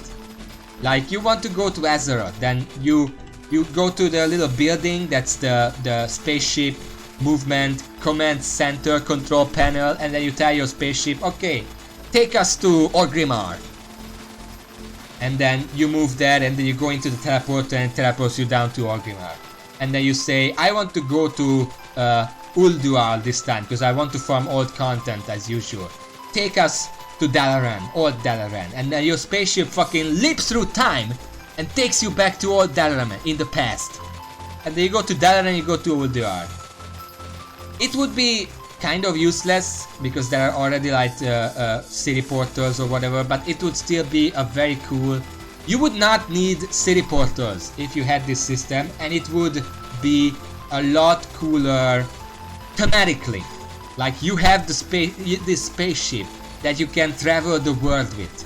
How cool would that be? Blizzard, I can guarantee they're not listening, but someone tell them this idea. They need to implement a player controlled spaceship. It would be so cool. I mean, I'm not even gonna lie. And it would be, again, it would essentially be a garrison that they can take them with you. You can take it with you to the next expansion, because you just fly to the next expansion. We're going to the fucking Emerald Nightmare. Let's jump there with our spaceship. Why not? Why not? You do have spaceships. You had spaceships in like fucking Burning Crusade in 2007. You had spaceships there with the Draenei and the Blood Elves, whatever. I mean, Outland itself is already in outer space. It's a different planet essentially.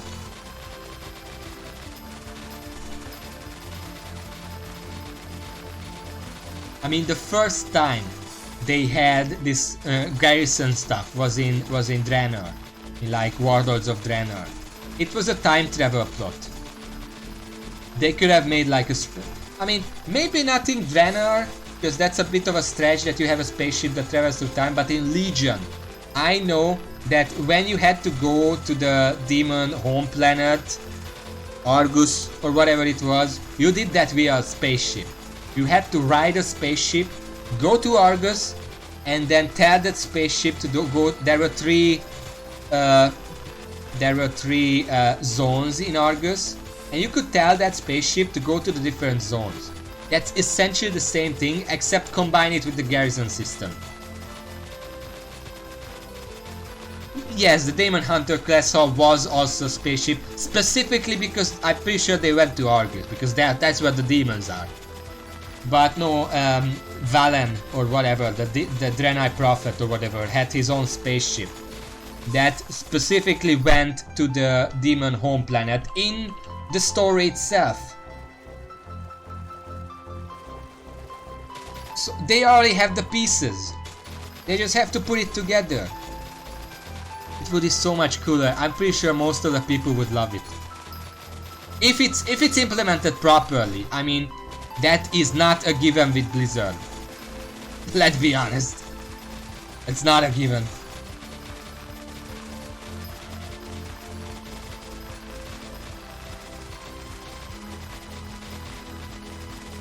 Oh, that reminds me. Have you seen that new social MMO that's coming out? Paria or whatever? Parla? Whatever it's called. Something with a P and it has an A in it. What was it called again? Also, this is pissing me off. Let me just fix this real quick.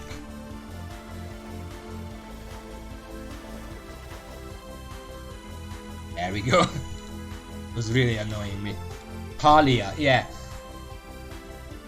I am at 14 million. Nice. Okay, good. Wait.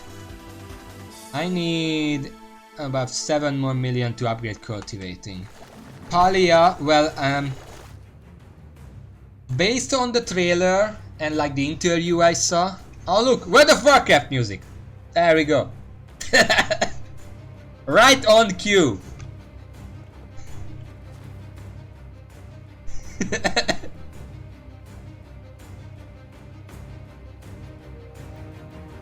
This is like an improved version of the very original theme music. How much carrots? How many carrots do I have actually? 4,000. Like 20,000 normal ones, which is another few hundred. Yeah.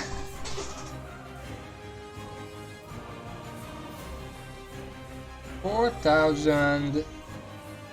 I'm gonna deal with it a bit later. I'm gonna go and first of all check the calendar. Cocoa, potato, pumpkin, cactus, mushroom, wheat, cactus, carrot. Another carrot contest in 2.5 hours. I don't think... No, I'm not gonna be streaming by then.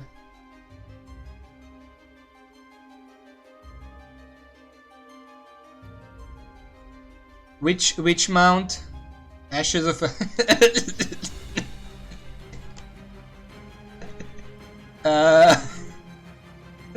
should I tell him? Raven, should I tell him? I can keep going. I'm gonna pick up my... It's not that I have it. No, I didn't get it for try. I got it after like...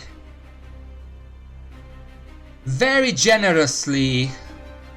Well, I killed Catus a few times when I just, you know, 3 or 4 times, and then I went back to WoW when I started actively farming it. About 1.5 months in, I got it. That would be like around 6 or 7 tries. Let's say 10 tries. Let's be very generous. About 10 tries. I got it in about 10 tries. It was one of my first raid mounts actually. After that, I actually started farming out several of the other mounts. By now, I actually have most of them. Do you know like which one was that? The Fireland mount that doesn't drop from the final boss. It drops from like that bird. What it's called? Is that the Firehawk?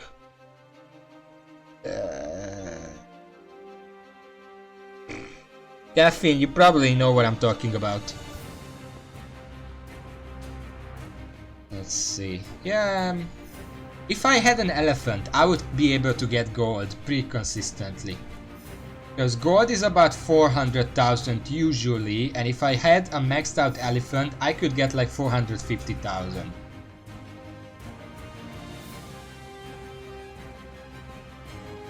But what is it called? Can you tell me? Because I don't. Is it the something Firehawk, or is the Firehawk the final boss mount? Because there are 2 mounts in that raid. I don't remember which one the bird one is.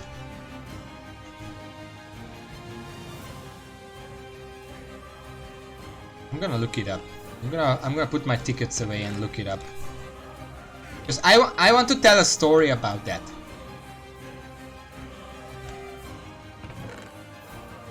There we go. I don't know why I still have the compactor. I'm gonna put that away. Go. I'm gonna fucking look it up. Wolf Firelands. Firelands Zone. Boss, it's from Alice Razor.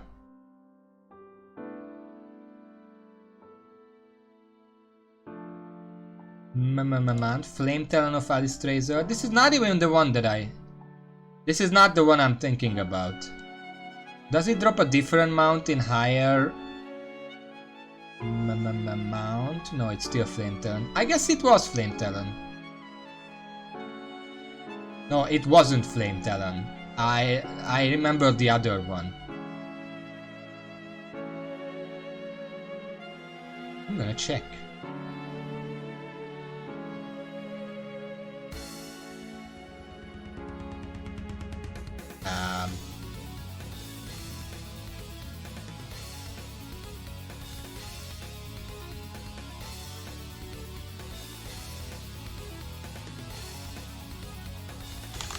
Fuck it. Firehawk. I don't know what the thing is. Pure blood. Pure blood. Firehawk. Smoldering egg of Mila Kaiser. It drops from...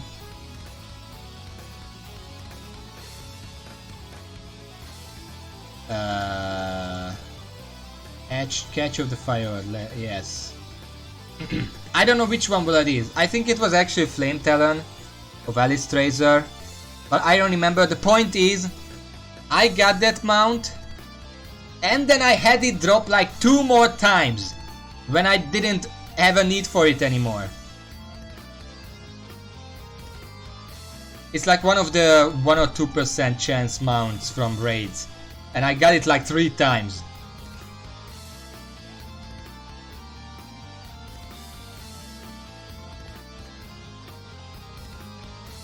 I think I'm trying to remember, but I'm pretty sure the only major raid mount that I never actually got was Invincible, sadly, because that's one of the best ones. But I got most of the others. I mean, if you ask me, do you have X raid mount? Chances are I do have it, except the Pandaria ones. I probably don't have most of those. Like, I don't have a single one of the long dragon ones. I didn't found those. I do have some of the other ones, like like the Dino mount from that one boss in Throne of Thunder, the bird mount from that bird that drops the feathers in the same raid. I have those.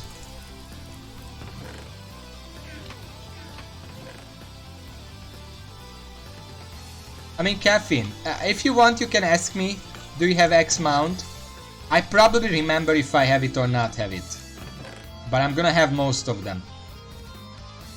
I was kind of a collector when I was still playing. What am I doing here? I don't have enough enchanted snow block to upgrade this guy. Proto Drake, which Proto Drake? Because the Proto Drake is... they are usually from achievements, no? Which one do you mean? Oh, Time Lost Pro... Yeah, I do have it. That's a, that's a funny story, because I kind of stole it from some Alliance players. I panicked and I stole it from them.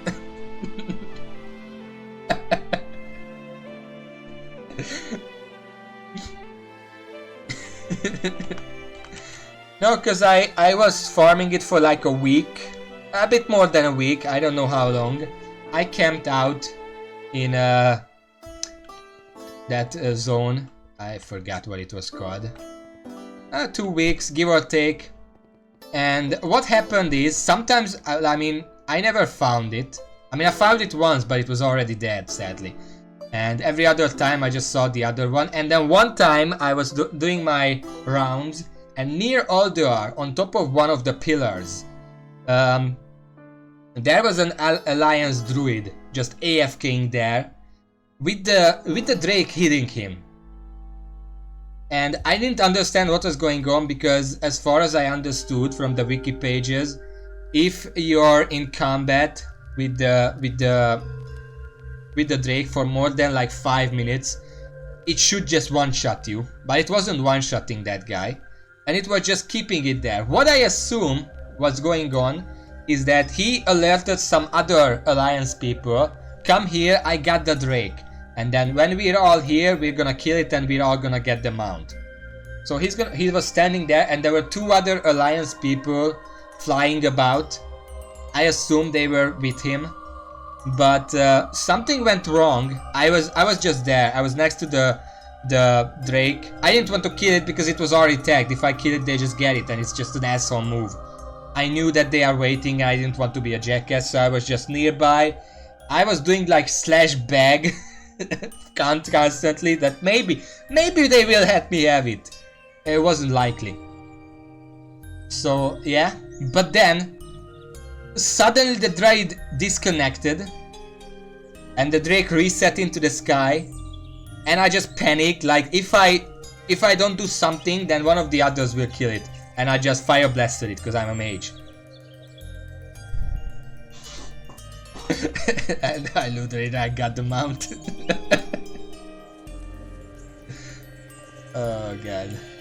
I felt very bad about that, by the way. I actually tried to make an alliance character on the server to find the person to say sorry to, that I didn't mean to steal it, I just panicked or whatever, but I didn't note down the names, and I'm pretty sure at least 2 of them had like Russian names, so I wouldn't even be able to write it in there. But I couldn't. They hanged around for a bit. I was like sorry / cry / whatever. Eventually they left. I mean, clearly they had like a dragon seeking group there, so I'm pretty sure they got the dragon in like up to a month later, because they had like this organization that they were doing. So it probably didn't take them too much longer to get one of their own, but still I felt really bad about it, because clearly they were organizing it, they were waiting for someone, and then something went wrong, the dude just disconnected and I stole it. But on the other hand, I did get the timeless proto-deck, regardless of the circumstances. I still had it, and I still have it. Okay, what am I doing here? I think I should try to make some golden carrots, because I'm kind of running out.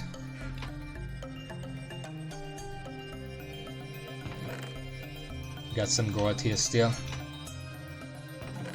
Yeah, but still, I just felt bad. I don't like being an asshole in games. I like to be nice, even if it's at my own detriment. 1, 2, 3, 4, 5, 6, 7, 8. Okay, so... No, stop that. But yeah, I did in fact have the Thanos Proto deck, yes. I had a lot of rare mounts actually. I was really lucky. Ask me any other mount, probably have it, unless it's a store mount, an arena mount, a no longer obtainable mount, or one of the very annoying ones to get. Okay, what am I doing here? 1, 2, 3, 4, 5, 6. Okay, that's enough. That's good. Wait.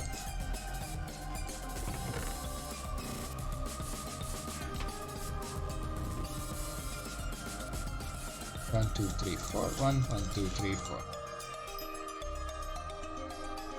1, 2, 3, 4. 1, 2, 3, 4. I don't know how healthy it is to just cover your carrots in gold. But we're not trying to be healthy here, we're trying to be profitable.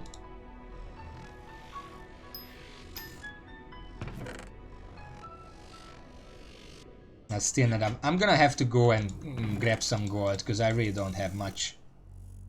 I might actually have to just make a gold minion again.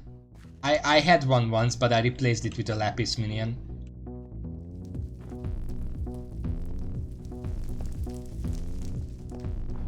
I'm trying to think what other rare mounts I had. I farmed a lot of them in BFA.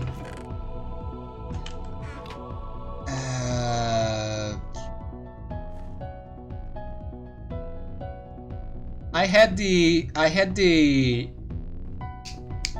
Grand Mammoth. What the hell is it called? Grand Black War Mammoth.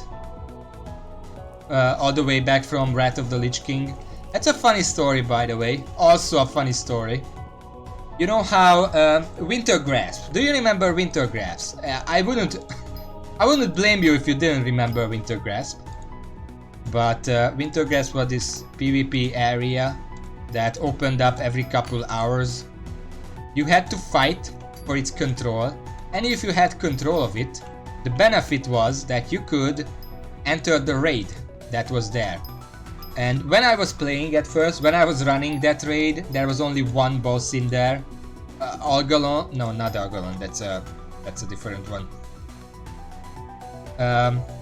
But yeah, point is, he had one of the 1% chance drop mounts, the Grand Black War Mammoth. You could get the same exact Mammoth mount from 10 men and 25 men. So essentially, you could have 2 chances at the mount every week. I've been doing that raid because it was the easiest way to get some gear. But what happened one day, well, one week technically, is that I went into 25 men. My priority was 25 men because it gave better gear. And we did the boss, and the mount dropped. It was a pug, you know, so they say. And I was lucky because back then ninja looter master thing, main pug leaders were not a thing. So everyone just wrote for a mount and I won it. Out of 25 people, I won the mount. It was great. But after that, you know, 25 man is done. Might as well go to 10 man, try to get some extra loot. So I found the 10 man, went in, killed the boss, and it dropped again. It dropped twice in the same exact day, within 2 hours of each other. I didn't roll for that obviously, because I already had it from the previous run. But how unlikely that is. It's a I think it's a 1% chance mount. Maybe it's 2 or 3 or what, 5, I don't know. I'm actually gonna check. Grand Black War Mammoth. Mammoth, whatever. Okay, it drops. Yeah, it's 1%. It's 1% chance to drop from... I think the Stone Watcher was the first that came out. Yeah, because he has the highest kill count. But just tell me this, what's the chance of a 1% chance thing to happen twice back to back? It's not very likely, and it happened, and I was very happy for whoever got the other one, because obviously I didn't need it anymore. I don't play WoW anymore, but I do have some nice memories of it. I mean, I'm gonna cherish the memories. It used to be a really cool game. It's still not the worst game ever, but yeah, that 0.01%, that basically sums up my mount luck.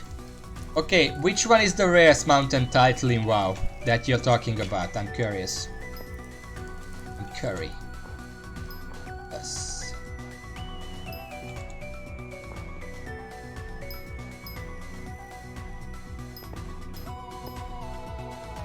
I just remembered some other mounts that I have.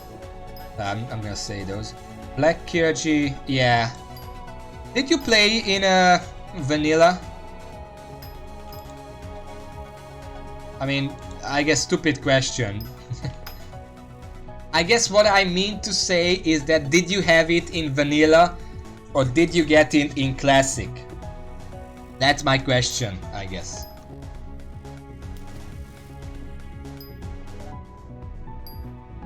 There we go, I can upgrade one time. Oh, it's 10 and it needs 2 more stacks. Be 11. Yeah, vanilla. I was not playing in vanilla, like at all. So I didn't have the chance to get it. But even if I was playing, I probably wouldn't have gotten it back then, because I would be like, vanilla Skyblock happened in like 2006. That was 15 years ago, so I would be like 13 years old. I can guarantee I would not have had the drive to get the Skyblock.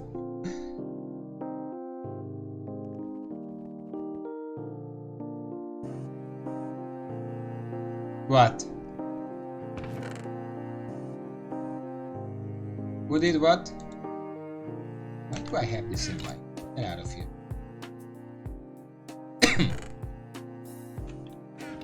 Oh. Anyway, there are a few more mounts that I actually had that very few people have.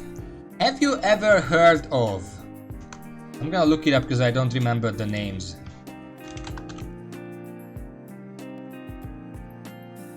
Have you heard of the mount... Come on, load. Wolfhead is being slow. Have you ever heard of the mount Void Talon of the Dark Star?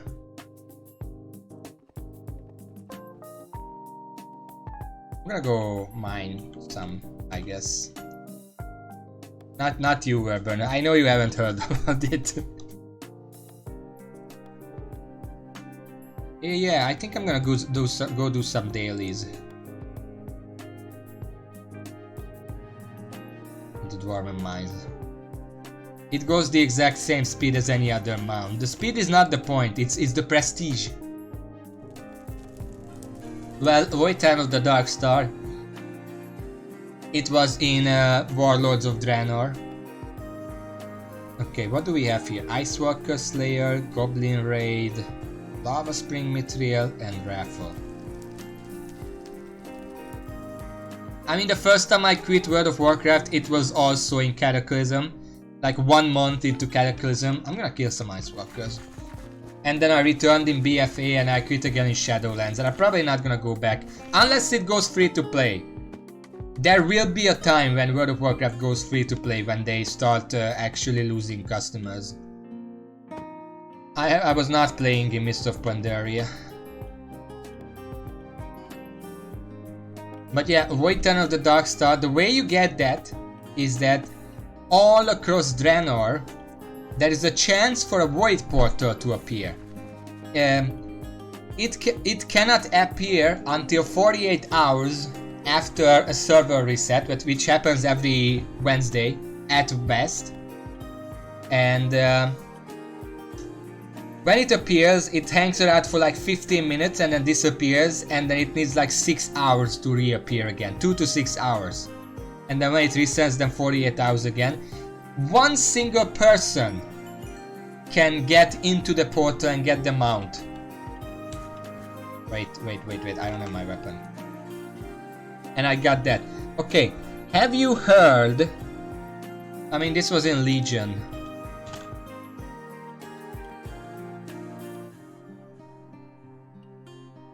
Give me a second, because I need to...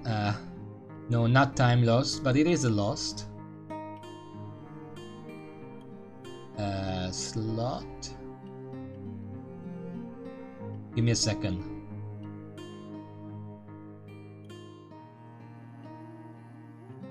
Hype.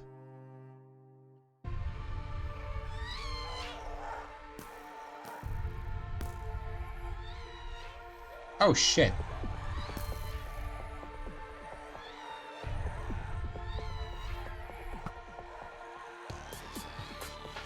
I don't think I can fly that far high.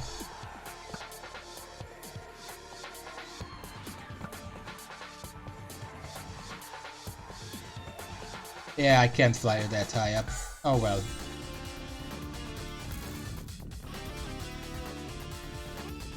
Anyway, back to this.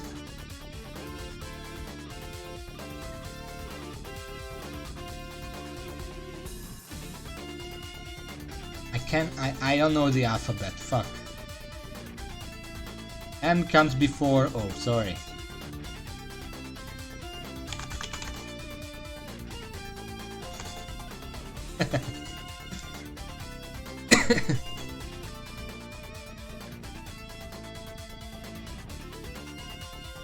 I think you have to do quoted. Yeah.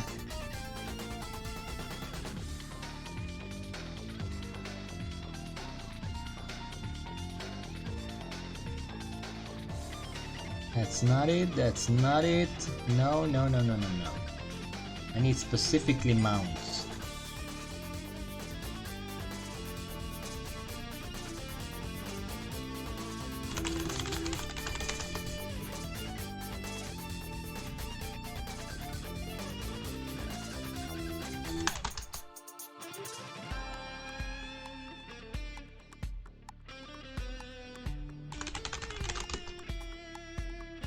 That is it. Okay, I was looking at it wrong. So there was a mount in Legion called the Long Forgotten Hippogriff, which was there was a zone. I don't remember exactly how you get it, but basically there was a zone in Legion where there was a chance for like these weird crystals to appear. They had like... I should really put on my you know, my actual fighting armor.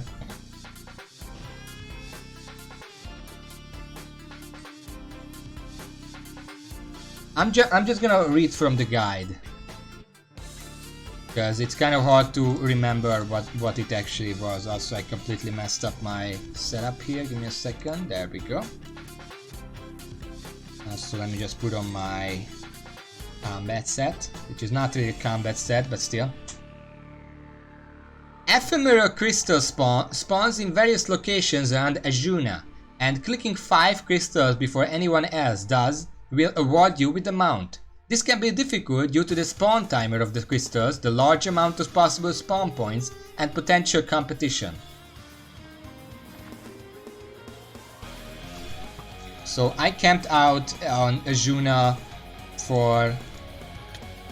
Can you fucking die, please? Quite a while. I mean, a few days. And then one day at around 2 AM, I found one crystal. I'm like, okay, it spawns, so I have to find all 5 of them. And then I went around. No, wait. It spawned at like 1:30 AM. And I'm like, okay, I found one. I need to find the other 4 before anyone else does. I checked the who list to see who else was in Azuna. There were a few people, but it didn't seem like they are going for it. I got the mount at around 4 AM. So it took me like 3.5 hours to find all 5 crystals, because they were just so well hidden. And I was following a guide that told me exactly where they are, where to find them. But there were like 60 something possible spawn locations, so you have to check each and every one of them. That takes a very long time. There is a total of 5 crystals that spawn. But I took with it because I was like, I know they spawned. If someone else already found all 5, I would know, because there is like a zone-wide emote that says there is a distant cry of a hippogriff and then it goes silent or whatever. I don't remember exactly what the quote is, but I did not see that happening. So I knew that they are still up. So I just kept at it because I'm like, if I give up now, I'm gonna have to do all this all over again some other time. But if I just stay up and do this now, then I only have to do it once. And I did it, and it's the best hippogriff mount ever.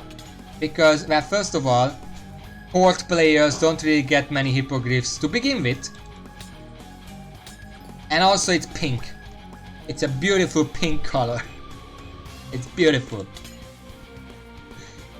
And also it has some lore to it, because the reason it's called the long forgotten hippogriff is because way back in Burning Crusade, the first expansion of World of Warcraft, there was this, I think the Cenarion expedition offered hippogriff mounts to those who reach Exalted.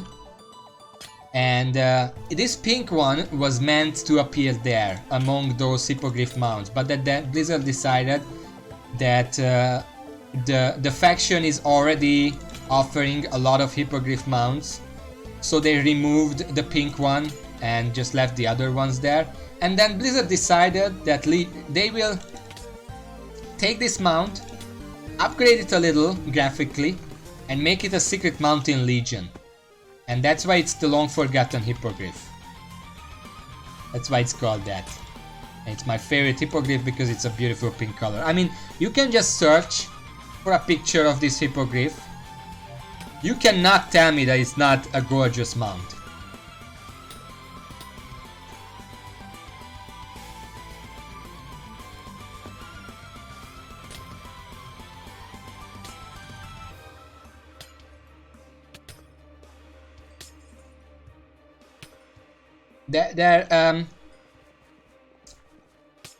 There is a fox, I think.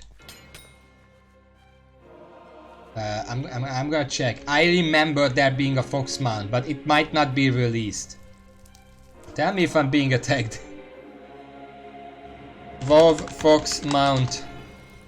Reigns of the Lothian Prowler. Yeah, that's just a fox. That's just a big fox. Where is it from? It's from Suramar. Ah, it's from a quest. Yeah, there is a fox mount. Yeah, that's pretty cool. But also, you don't need a fox mount if you are Night Fae and you can just turn into a fox.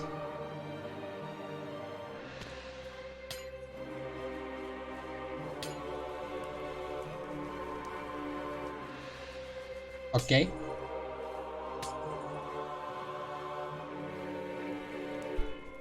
Someone once told me that if I don't want to use a webcam, just do like the VTubers do, and I was like, I'm gonna pretend I didn't hear that. You don't want to know what it says. Oh nice, a glassite jewel. I don't really need those anymore. I mean, I'm probably gonna need them for future. Oh look, a glassite chestplate! God dang. Just getting the rare drops over here. I don't know what they say, but I don't think you want to know what it says. I don't know if you can tell, I don't really like VTubers.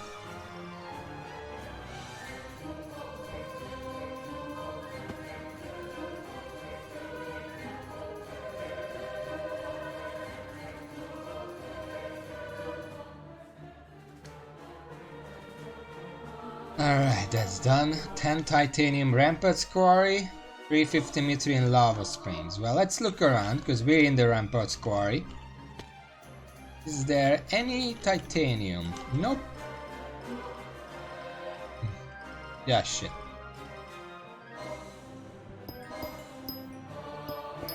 This is why I need a drill.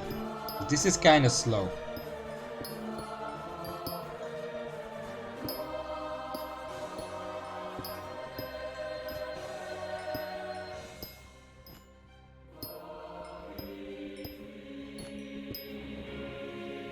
Speaking of the drill, there are 2 hours 35 minutes left of the golden plates. After those are done, I can put the plate up for construction. It's gonna take 3 days to finish.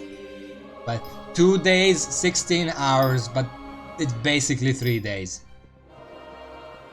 Starting working on my game jam entry, but not for the game jam origin plant, but for a different one. Which one? What's the theme?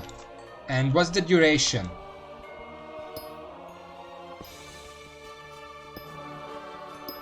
Neon.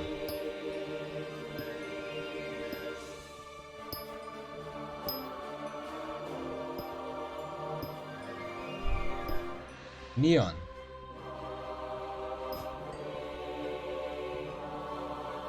I kinda feel like most of the entries will be graphical neon, like, you know, this futuristic cyberpunk kind of thing.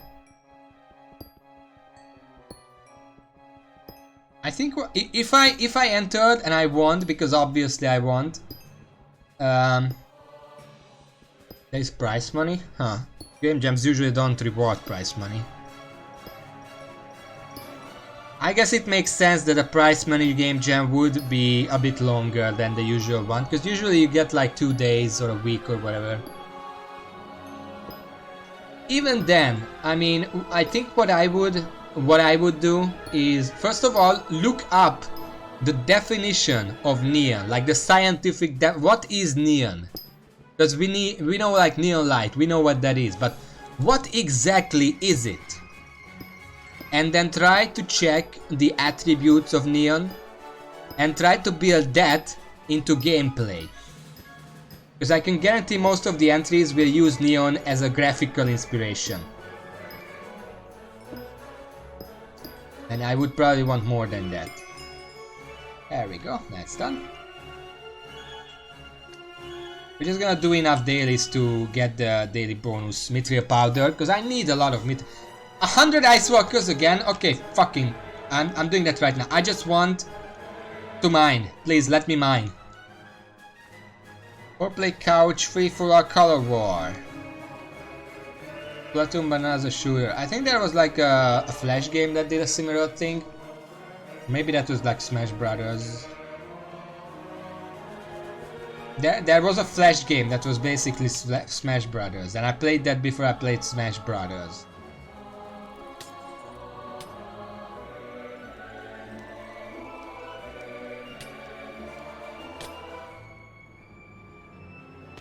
I'm pretty sure Skyblock has a minigame. I mean, Hypixel. Sorry, Skyblock is a minigame itself. I'm pretty sure Hypixel has a minigame like that, where you have to paint a canvas a certain of your color, and then if you have the biggest percentage, then you win. You know what you should do? Instead of tag of war, call it tag o war with like the apostrophe after the o. So it sounds like tug of war with the rope, except it's tag of war.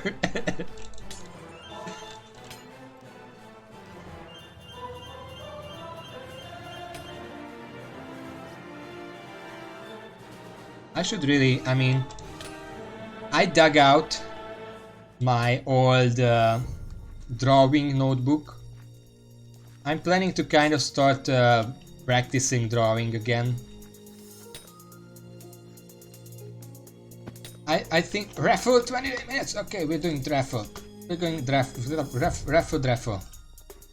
Put on the boots. That's max speed. I'm gonna continue what I was talking about after the raffle. Please be palace grounds. It is palace grounds, okay. So what I started to say is that I do want to make games as well. You all know that. I keep bringing the topic up. Seeking self-validation or whatever, I don't know. There are... I already explained that I think in order to make a good game, we need 5 things, but I'm not gonna go into that again because that would just be repeating myself. No, if I want to make a good game, I need to practice 3 things. First of all is coding, obviously. That's the most important thing, and it's the one thing that I can do the least. My brain is just not up to coding. Like, I do not know how to learn to code. That's a problem. But beyond that, the other 2 things that I want to learn, because most of the games that I would want to make would be either atmospheric, story-based, or character-based. All of those need me to be good at drawing and need me to be good at making sounds and music, especially music for the atmosphere, or to like make a character their own theme song to like establish more of a personality. Music can establish a personality so fucking well if you're good at making music. And the easiest of those 3 that I can practice is drawing. So I dug out my old sketchbook and I want to practice a bit again. If anyone has any idea what I should draw, like I want to draw characters specifically. Like I don't want to deal with landscapes for now, because I'm pretty sure to draw a pretty landscape I would probably need more digital than just general drawing skills. Okay, I'm gonna stop talking about that for a second, because it happened before that I got so into talking that I completely forgot to actually deposit all my tickets here. So I'm gonna grab these. We got 20 seconds left. I don't know why it says 10 seconds left when there is 23 seconds left every single time without fail. Okay, let's just submit these still. Okay, that's 200 tickets, that's fine. Now we go to Ice Walkers. I won!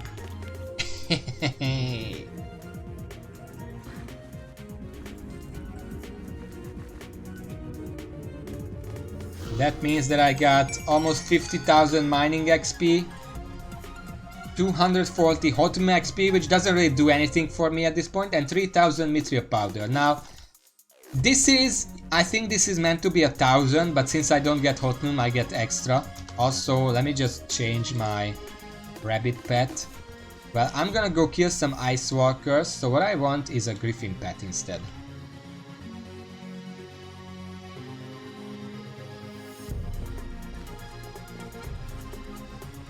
what I was talking about. But yeah, drawing characters is the simplest thing to practice.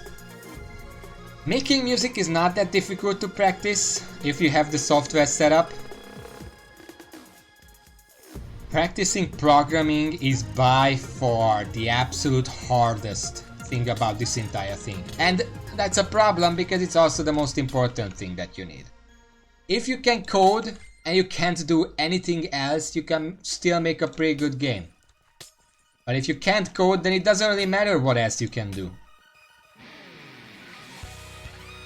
Unless you teach yourself how to code, but I tried that several times. I just can't retain the knowledge. I just can't understand how coding works. I even tried Unity. I don't even understand Unity because, I mean, Unity makes it simpler, but it still needs some coding.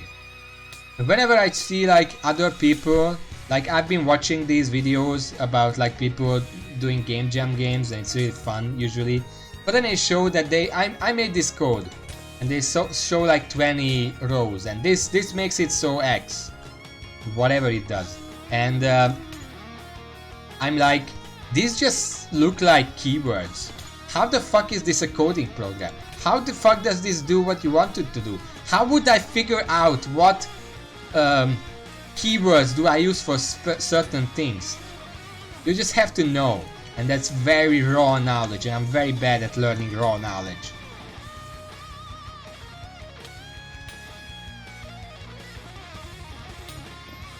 So I decided, you know what, I'm just gonna practice drawing a bit. I mean, I already was pretty decent at drawing. Problem is, I don't know how they do it, but a lot of times there are these games that make it so like they have hand-drawn stuff, and there are some times when they don't even digitize the drawing. They just clean it up, and how the hell do you clean up a drawing so much? Every time I take my own drawing and I scan it in, it looks so bad. Like, not the drawing itself, just the quality of the picture. How the hell do you make that into something that you can use in a game? Like, what is the method to clean it up so well? And I don't know. And I tried digital, but digital looks kind of artificial.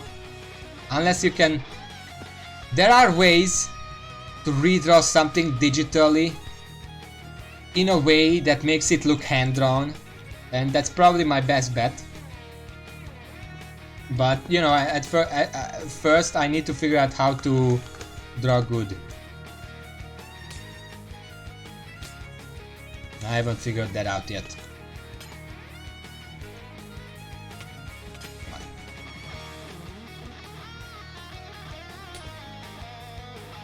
Yeah, but I mean, how? Because I used to try... Okay, so I have this drawing here. I scanned it in. It looks a bit bad. So I'm gonna play around.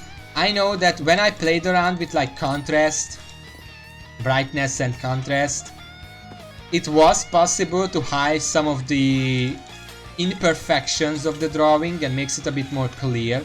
But it still wasn't perfect. It still didn't look good. And then people also color it.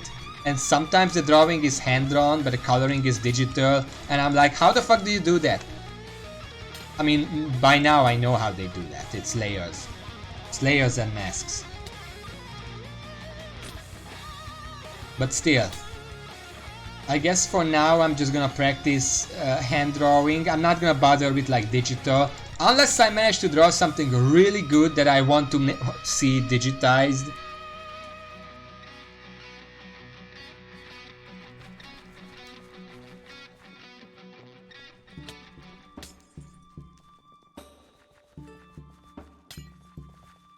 What was I?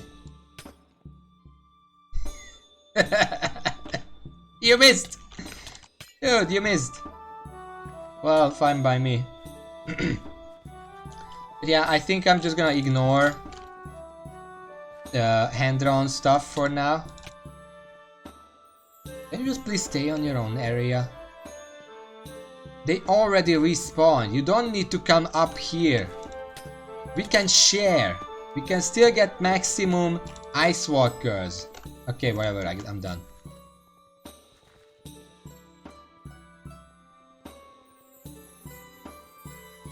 I didn't get. Can I take the Titan? It turns out that's the name of the guy. Okay.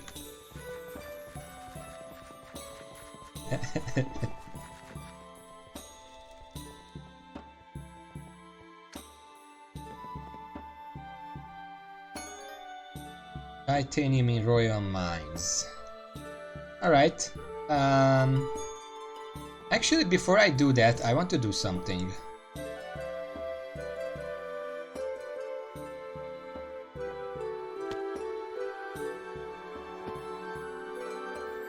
So, you may have, Raven, you've played this game, you may have seen sometimes when you were in the Dwarven Mines, you may have seen that crystal up there. In terms of the lore, that's the crystal where the star sentries come from. That's the crystal where is it? Well, I don't know, but there is like a star fragment has crashed into YXZ. That's where it comes from. But there is a secret up there. I'm pretty sure I already been there because one of the fairy souls is there. But we have about, let's say, 10 minutes until the secret. I'm gonna try to get up there. Oh, I overshot that a little.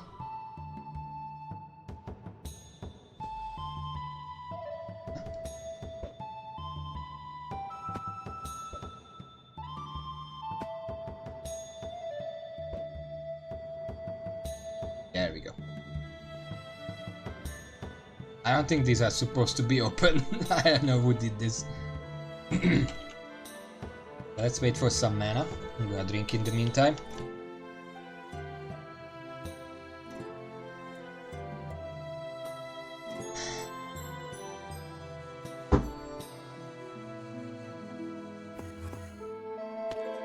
Okay. Before I go do the secret, ooh.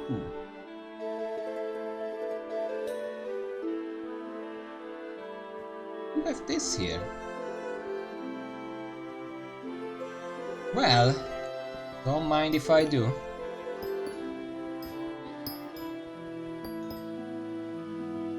I always need more titanium. First of all, it's worth a lot, but also any of the higher level, higher tier drill upgrades and stuff, they all need a lot of titanium.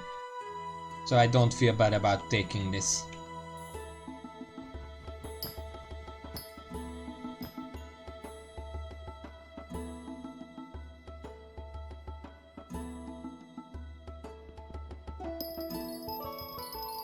Oh, I love this melody.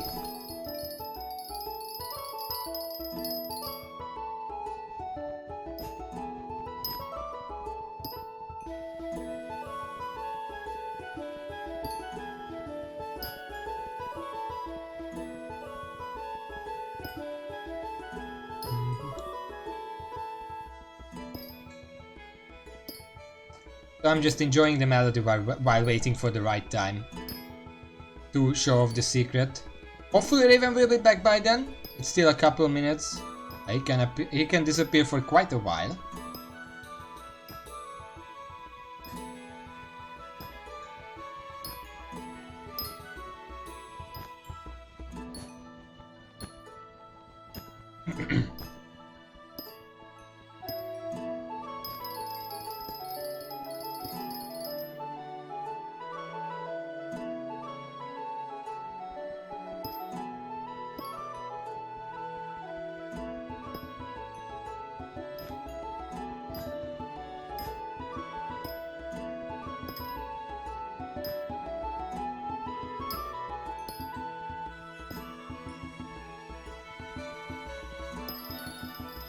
We have a little bit of a chill time here, because I just want to enjoy this music before it goes back into like super techno stuff that I can't really enjoy the same way.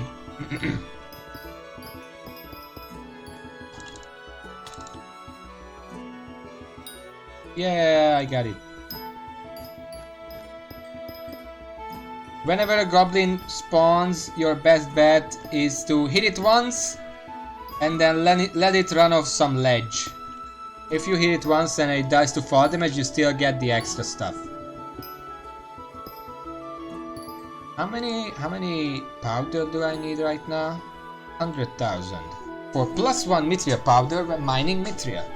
Which doesn't sound that big, but it actually helps a lot, considering how much mithril I keep mining. It just makes it easier to get future upgrades. I have 25,000 right now, but doing the dailies gives a lot. Like 20,000, 2,000 each time.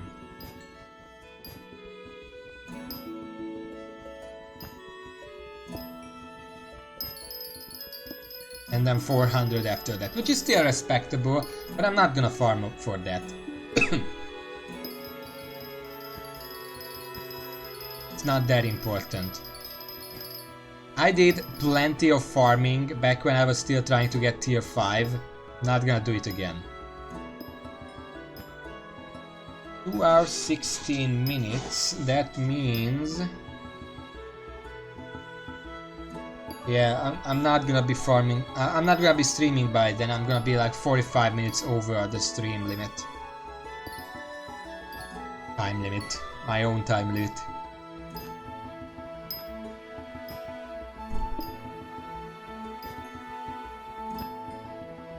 By the way, Raven, tell me if you're here, cause we're kind of waiting for you.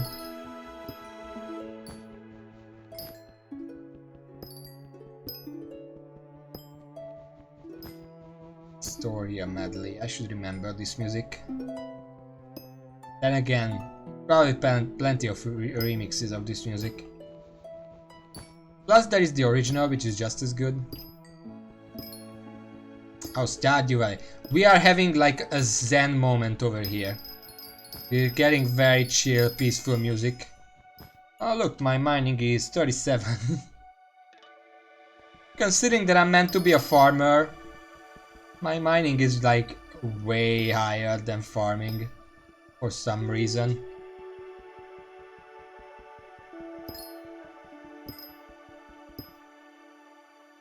I guess mining is the easiest to level up.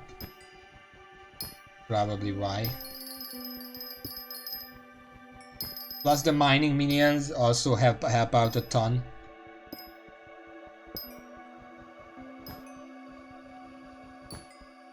What pet do I have right now? Still the griffin, fuck. I want mithril golem for more mithril powder.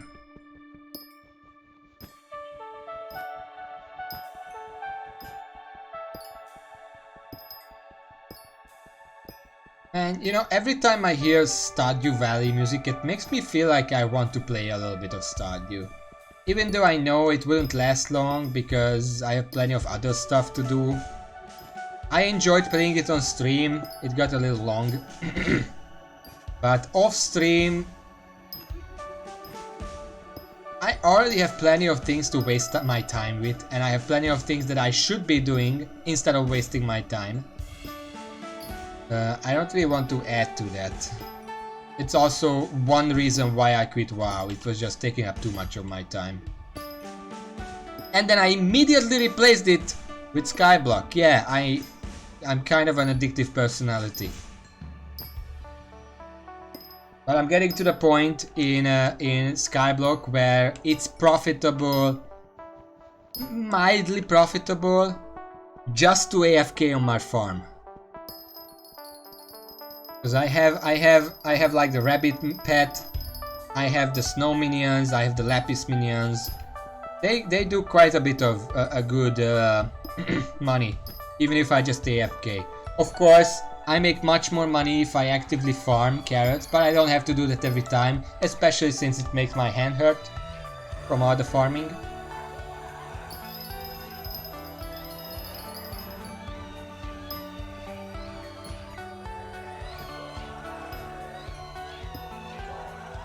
But yeah, I'm probably gonna try to reduce how much... Oh shit.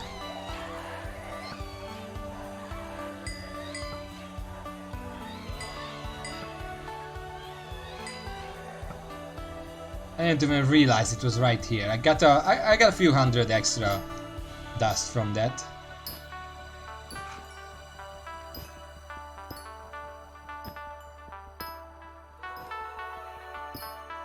Yeah, I know that they changed aiming to Dragon Tracer, which, a funny thing, it actually buffed Runenbow a little bit. Because despite the fact that the main shot that you shoot doesn't actually follow anymore because there's no aiming, even without aiming, the Runen's bow 2 extra arrows do in fact home in on enemies, even if the bow itself doesn't have aiming. I can still hit enemies from far away with it. With any other bow, you have to aim now because there's no aiming that helps you.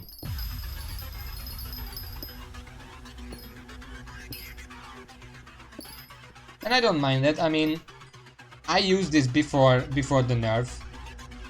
The only thing that changed is that I have to actually aim the middle shot if I want to deal high damage. To the guest, you don't actually need to deal high damage because it's just the number of hits that you deal. So I'm better off just relying on the 2 side shots.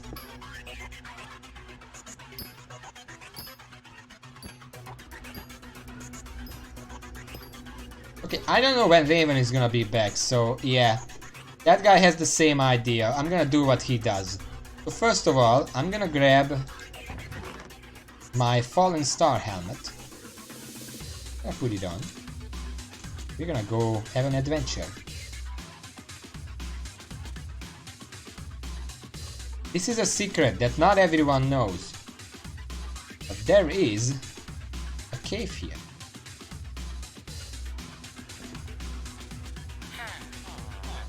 And I got 200 fallen stars. Starfalls.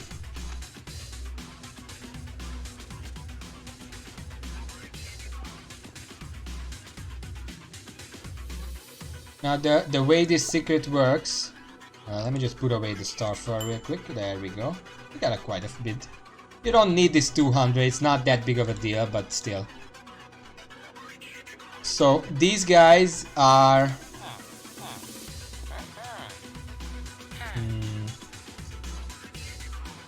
Sack of Sacks. It's an unlock from Clownfish, if I remember correctly.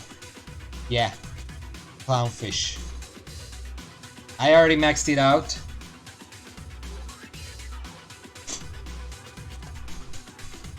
Okay, so this secret, the way this secret works is that, God damn it, these are like the cult of the fallen star or whatever they call themselves. Brarnas, Tondin and Dalier. They appear here on the 7th, 14th, 21st and 28th of every month. You see, this is the 14th right now. And the first time you talk with them, they're gonna give you the helmet that I had.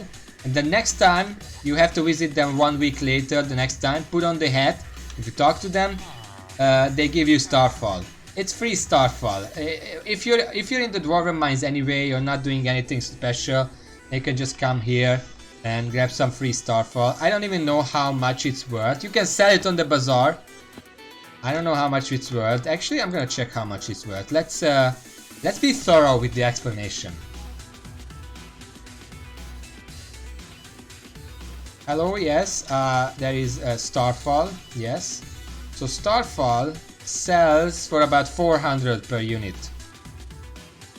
So that means 80, 800, 8,000. 200 of them is worth about, no, 80,000. No. God damn it, I'm bad at math. 400. That's how much it's worth. And I get 200.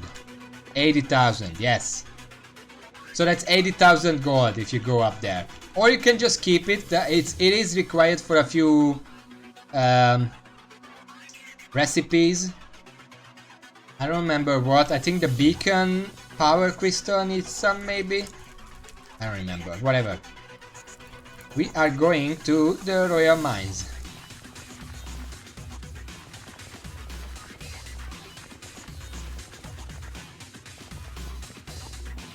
This is what I'm talking about when I said that we have to enjoy the chill, peaceful music because it's soon gonna be replaced. Yeah, it's 25,000. It's not a huge amount, but it can help out. As we had Stardew Valley music, very chill, very cool, and now we have this, which is like, and it's as far from being chill as possible. I prefer the chill music, especially when I'm just playing like a game like Minecraft, which is just chill from the get-go.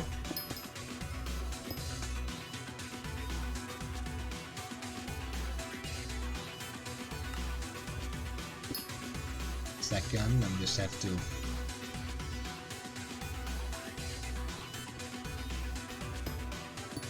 This music doesn't really get me hyped for Minecraft.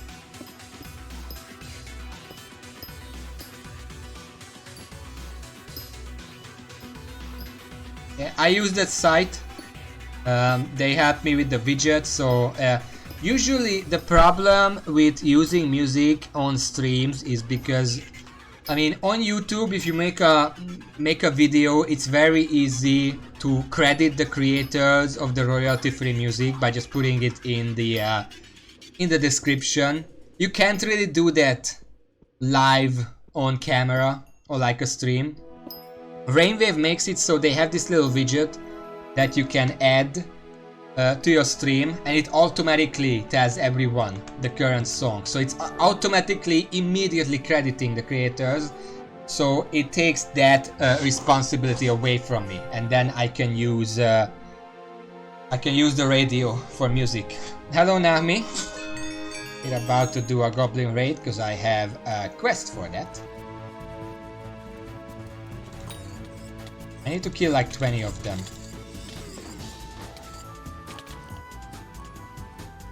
Oh, I like this music though. This is nice.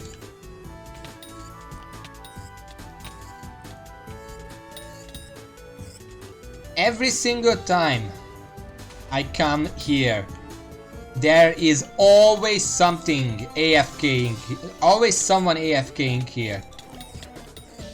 Just AFK killing the things, and I usually just report them because as far as I know, AFKing on public islands is bannable to begin with because you're not supposed to do that.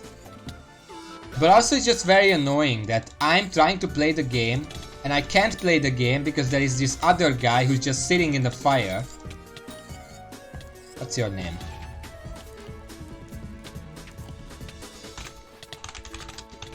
Soteris 03GR.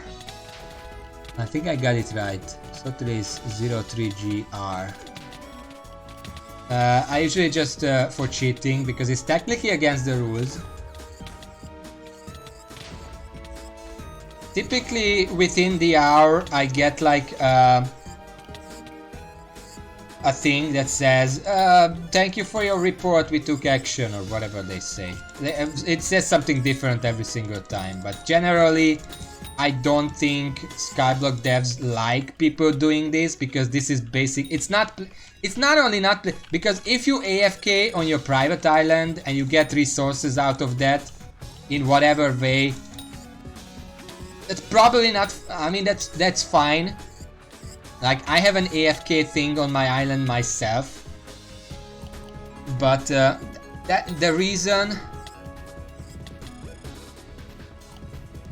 that's okay, AFKing on your private island is okay because you're not bothering anyone, is my point. You're just you're on your own, you're farming on your own island, you're AFK farming on your own island, whatever, I don't care. But if you're doing it on a public island, not only are you not playing the game, but you're taking resources and that's just the general area. You take it completely away from anyone else who wants to farm. And you're not even at the computer. So you that should, if this is allowed, then it should not be allowed. And that's why whenever I see someone AFK farming here, I usually report them. I don't know if it does anything or not. If it doesn't, then maybe I'll know eventually when I get banned, I don't know. But come on. This really should not be allowed.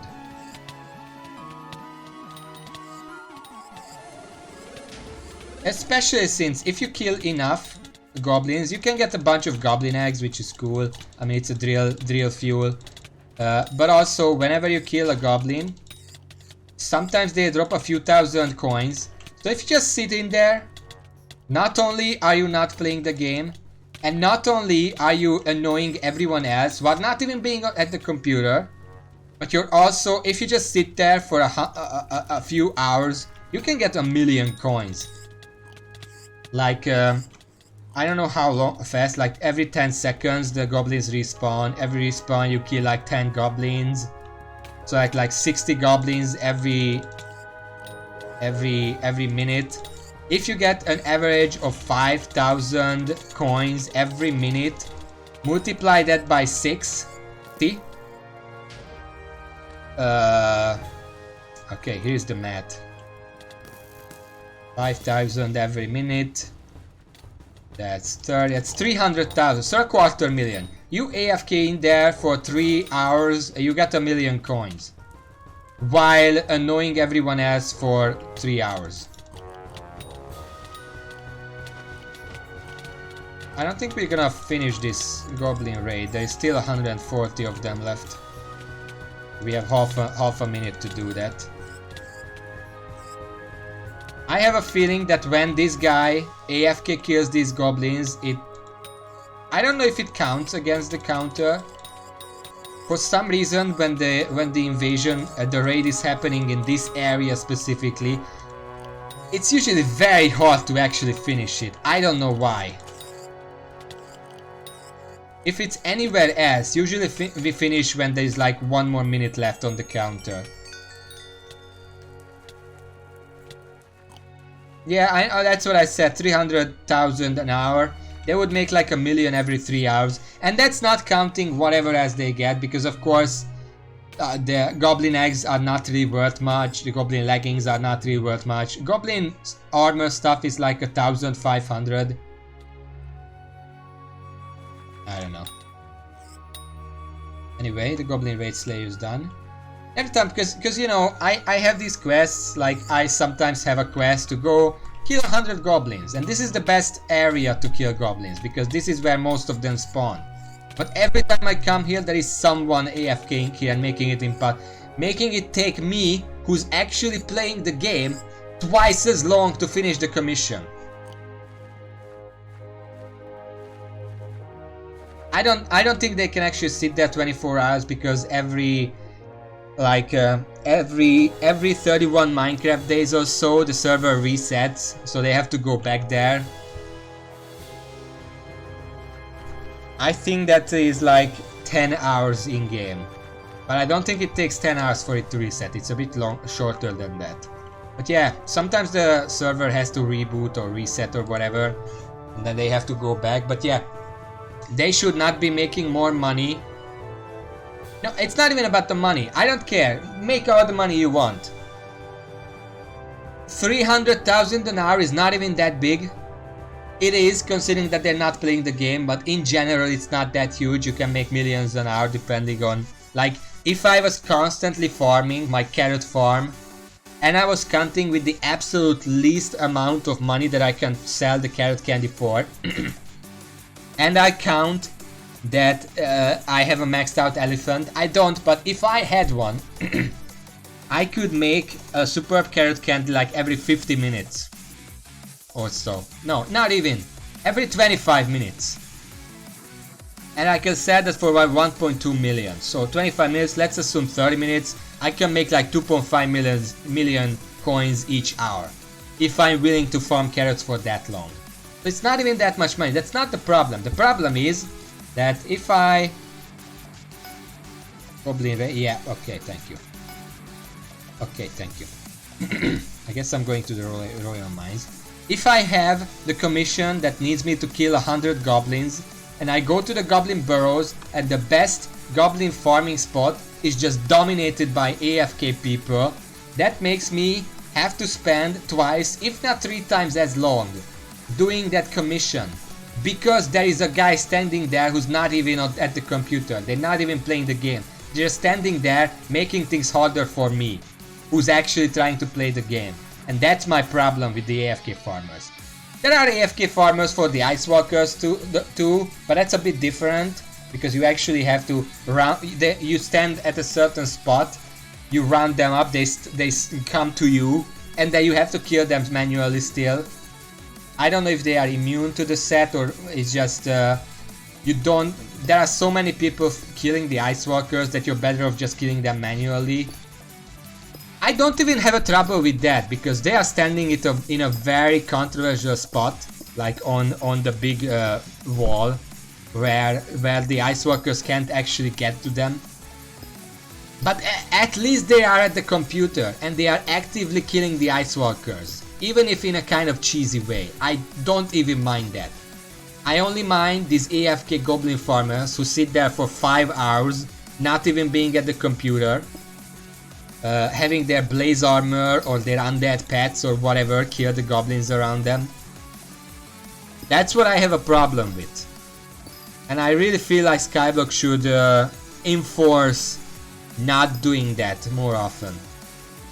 And that's why I report them. And again, I only have a problem with this on the public islands.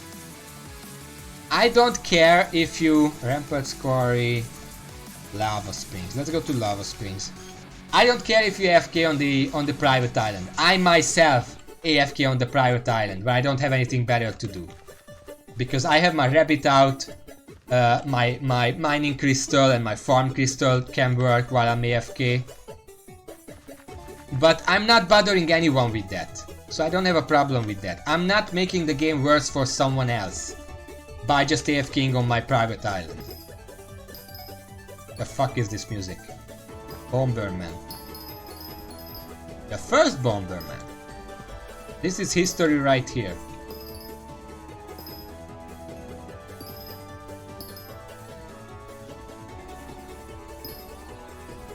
So bottom line, whenever I see an AFK guy in the Goblin Burrows fire, I report them, and you should do the same probably.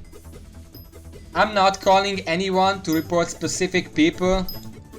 I'm just saying I actually googled if AFKing for the goblins is bannable, and very few people said that it's not. Most people said that there is like a section of the rulebook or whatever that says that AFKing like that is bannable. I don't remember exactly what they said. But I also looked up if AFKing on your private island in an AFK spring or whatever is bannable, and most people said no. I don't know the logic behind that. I feel like Skyblock should release a more concrete statement on what's allowed, because right now their definition of what kind of AFK is allowed is that like if you're accomplishing something without moving your mouse, that's their measure of you being AFK. If you move your mouse, like I am moving my mouse, even though I'm not moving like physically, I'm moving my mouse, and that means I'm not AFK. Of course, if I start walking around, I'm also not AFK, but if I do neither, then I'm clearly AFK. Now, I think the difference is that if I AFK on my private island, I am getting things done because, you know, I have my rabbit pet out, I have my crystals that are only active if I'm on the island. I'm accomplishing that stuff. But those are passive accomplishments. Even if I was just running around my island doing absolutely nothing, I would still get those benefits.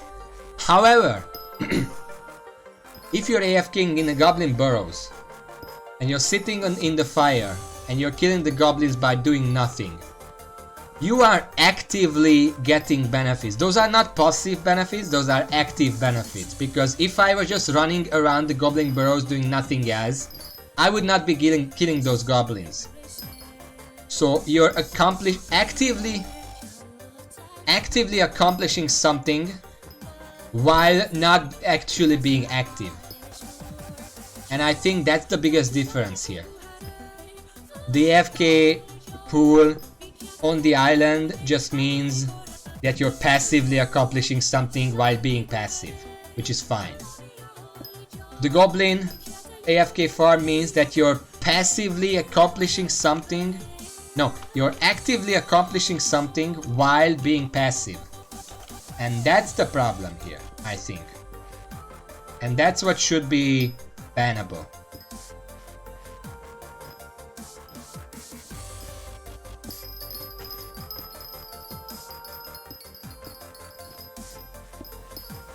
Where I was going with that?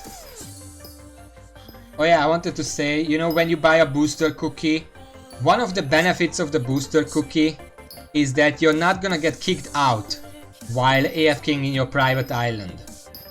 So technically speaking, AFKing on your private island is already a game mechanic. But if you don't have the cookie effect active, you just have to do some extra steps. You have to build the AFK machine, and every time you want to go AFK, you have to walk over there and go into the AFK machine. Whereas even if you have a cookie, you cannot just stand on a public island in AFK.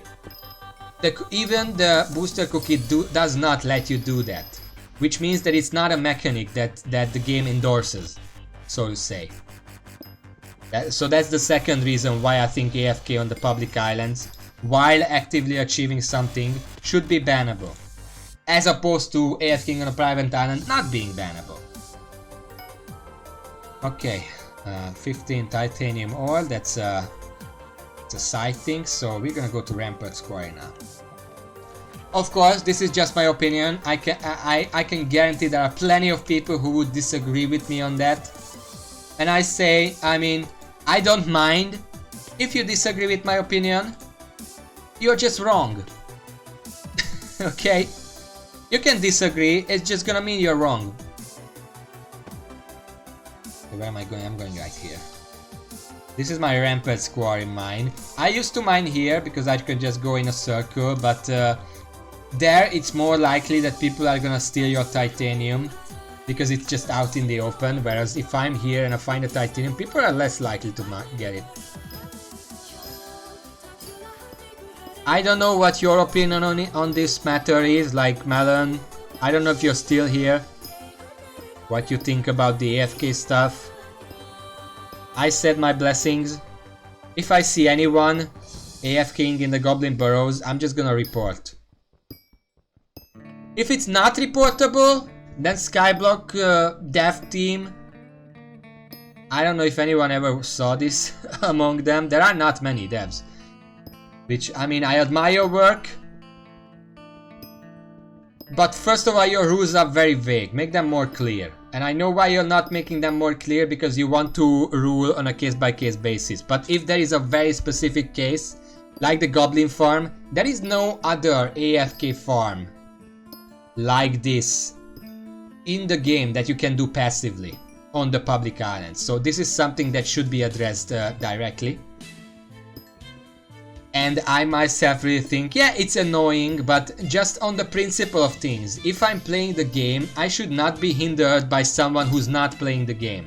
It's just the principle of things. So, if any Skyblock dev ever sees this stream or video or whatever, please make Goblin Burrow for AFK farming bannable. And I know for a fact, I mean, I could make like a blaze armor, sit in there and have the exact same benefits, but I specifically am not gonna do that, specifically because of what I said. Because I think it's just, the principle of thing is that it shouldn't be allowed. Like, it's, if you're driving your car and you want to like park somewhere and you see some guy is trying their best, they're not a very good driver, but they're trying their best to turn around and go into a parking spot, and then because you're a better driver, just zoom in and take the parking spot. Technically that's legal. Holy shit, I have too much mithril. Technically doing that is legal, but you're still a fucking asshole for doing it. Same thing here.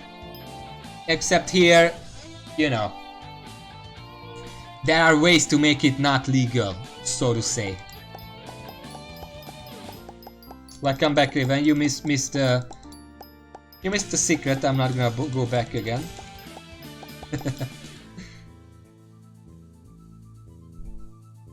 Okay, well, I'm just gonna keep that there. How many mithril? How many enchanted mithril do I have? 1,000 or something. That's nice.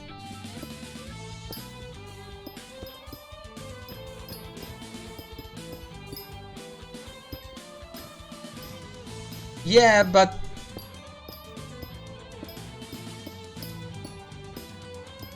you're not breaking the rules if you do it, but this is a video game.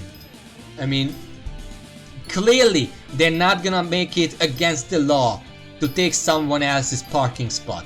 They're not gonna do that.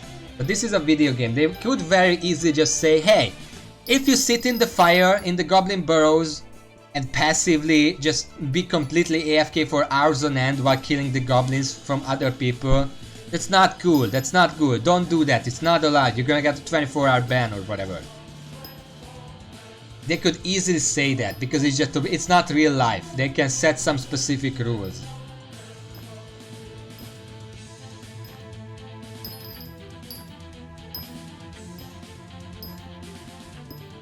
This should be one rule that they really should set.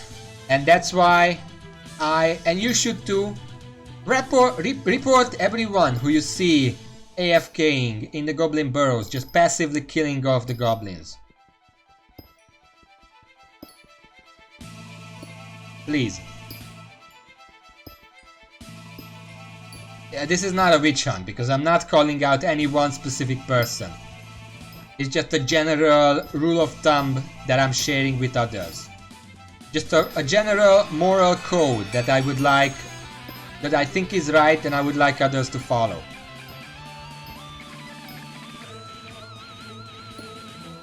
What is this music? Beneficus mens mentis, variations on a theme. Yeah, I mean Verbenates doesn't really apply to you because you don't play. Vampire variations, a musical tribute to Castlevania, okay.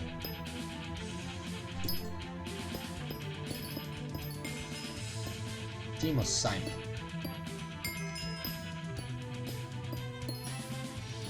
Oh! I just unlocked the next mithril stuff, which is a mithril infusion coming soon. Right. What the hell is mithril infusion? Is it on the Wikipedia by any chance? Mithril infusion in capital letters.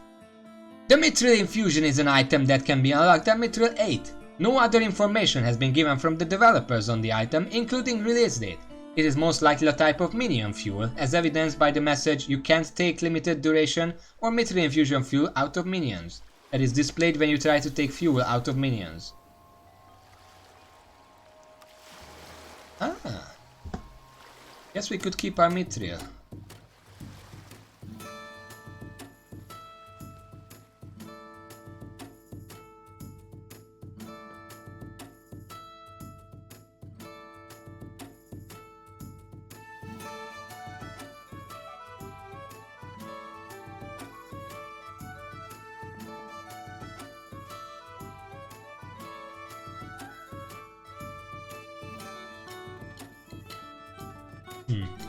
I have no idea. Also, I like this music.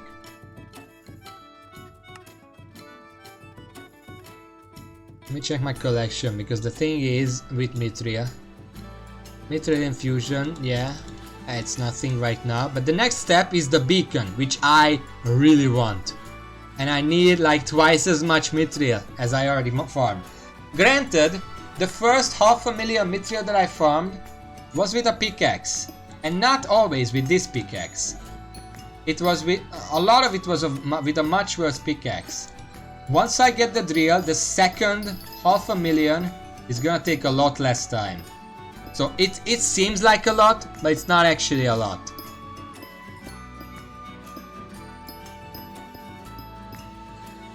Now I checked that once I get beacon 1, I can probably upgrade to 3 right away. That's gonna give pretty much all my minions an extra 6% speed, just passively. And it doesn't always work, it works when you're online. Another reason to AFK on your private island, which is okay, as I already said. But yeah, the mithril collection is something I want to do, but I think I'm just gonna passively max it out by the time I get enough powder to do stuff.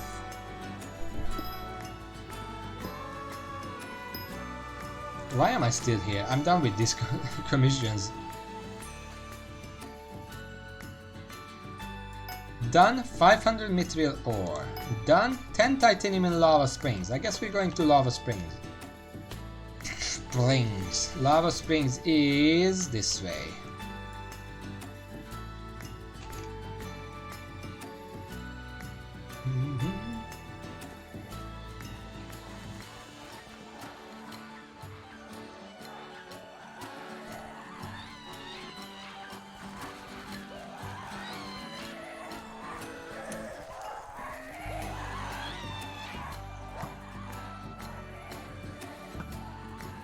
Who the fuck got that titanium up there?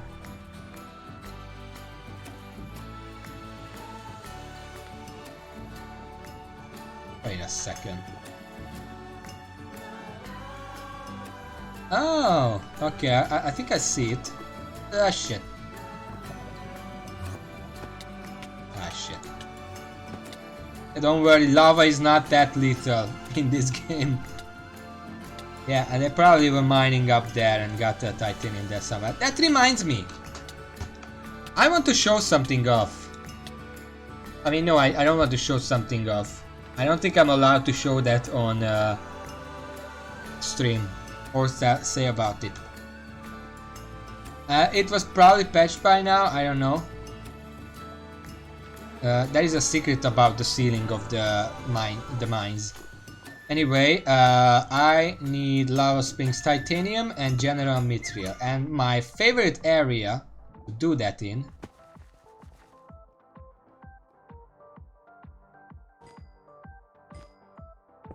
I'm not gonna clearly this guy, the titanium is these guys' ownership or whatever. I don't take that. If I see titanium and nobody else is nearby, you can bet I'm gonna take it. But if there is someone nearby, clearly someone who mined it, I'm not gonna take. I'm not even gonna ask to take it because I get plenty of titanium on my own. There are people who constantly ask other people, "Hey, can I take your titanium? I don't want to mine up my own." And then they get offended when people say no. Usually people say yes. Usually people leave behind the titanium because they don't currently need it and they just leave it behind for people who have the titanium commissions so they can be done with it faster. But some people leave them behind because they are almost done with a commission, and if they get a commission for that same area that requires them to mine titanium, they will already have some there.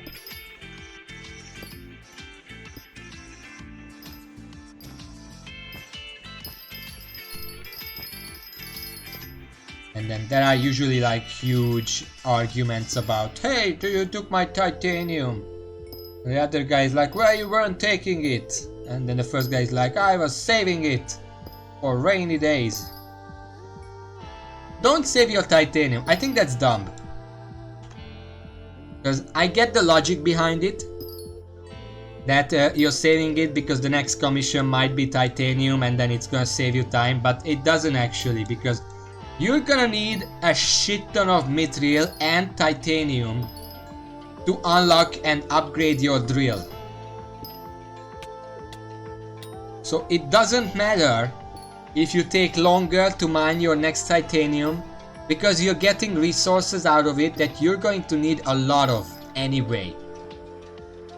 So whenever I find titanium, I just mine it, because I need titanium, I want titanium. Why save it for later? Usually I try to sync up two commissions that I can do at the same time, so I can do both the titanium and the mithril stuff. It doesn't always work, but I mean, whatever. If I spend 30 minutes on one commission and 30 minutes on a second, as opposed to spending 30 minutes on two commissions, I might be done twice as fast with the second option, but with the first option, I make twice as many mithril and titanium. I really don't need to worry. If nothing else, mithril and titanium is still very good money if you sell it. Especially if you refine it and then sell it. It's like hundreds of thousands of coins. Goblin set. This is what I'm talking about. I can guarantee the AFK is still there and I'm not gonna be able to do that. I'm not even gonna bother. I'm just gonna... I should, because the mithril can be done anywhere. Doing it on its own is kind of a waste. I guess we're killing some goblins.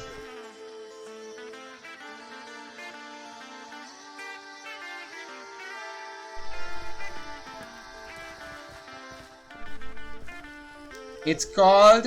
I'm gonna show you exactly what it is. It's in... I think... iron? No, that's the personal deleter. For... a mining sack. There, it should be here. Yeah, it's the Super Compactor 3000. You need cobblestones 10 to unlock it. This end can be used as a minion upgrade. This will automatically turn materials that a minion produces into their enchanted form when there are enough resources in the minion storage. Oh, I like this music. Super Compactor itself has an upgrade in the mithril collection, I think. Yeah, the Dwarven Super Compactor. The recipe is 7 stacks of enchanted cobblestone and 1 redstone block. Enchanted, of course. I'm gonna check it to make sure I'm not saying something dumb. But yeah, 7 stacks of enchanted cobblestone and 1 enchanted redstone block. It's actually not that hard to get the enchanted cobblestone if you have a decent pickaxe and mineral armor. It's expensive, but it's not that bad. The Dwarven Super... The reason most people don't use Dwarven Super Compactors, first of all, I mean, they're not expensive. The Super Compactor 3000 is the most expensive part. The enchanted mithril is basically nothing. But it's actually not necessary. There are only 2 minions I know that require a Dwarven Super Compactor. That is the Iron Minion and the Cactus Minion. Iron Minion because the Iron Minion mines iron ore instead of iron bars.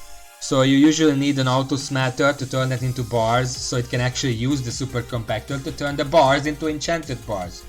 But if you have the Dwarven one, the Gold Minion as well, yes. But if you have the Dwarven Super Compactor, that essentially makes it so this one does the job of the Auto Smatter and the Super Compactor 3000.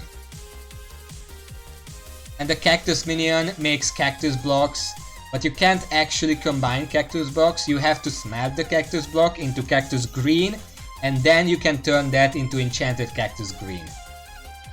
And that's why you need that. My Cactus Minion actually has one of these.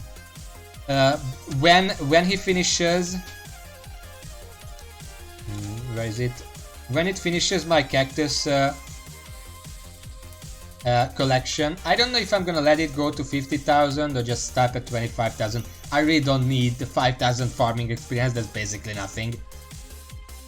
I might just remove the Cactus Minion, replace it with Gold Minions so I can make golden carrots without having to go and mine gold myself.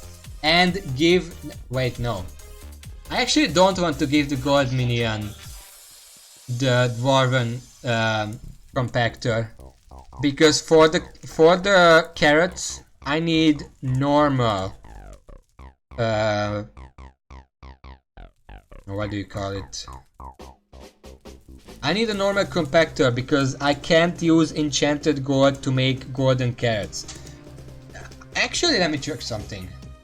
Can you use enchanted gold to make enchanted gold carrots? Makes sense to me, but I don't think that's how it works. Enchanted gold. Enchanted gold. No, you can't use it for that. It would be cool because you can use normal carrots to turn carrots into gold carrots.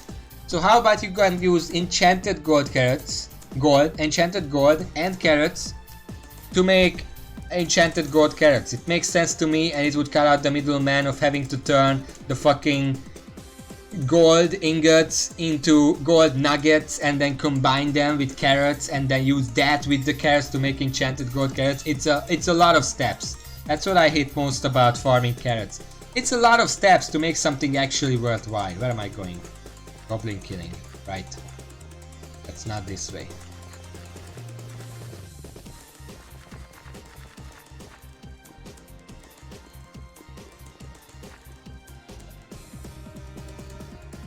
This is mine now.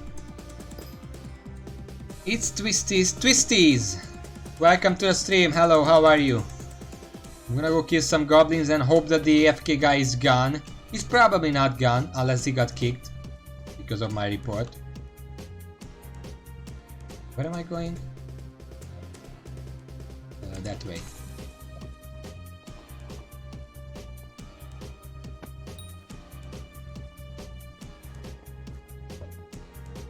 Ow.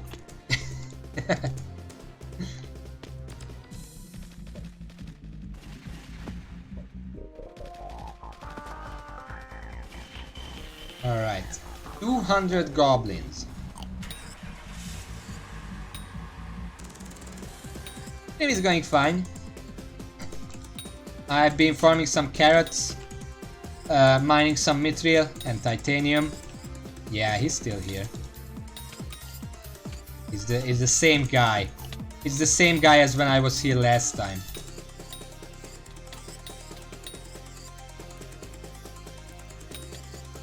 I'm gonna hang out here.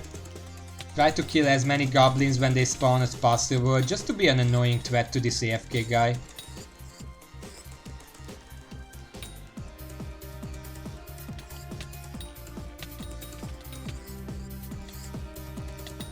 He can round them up for me and then I can kill most of them.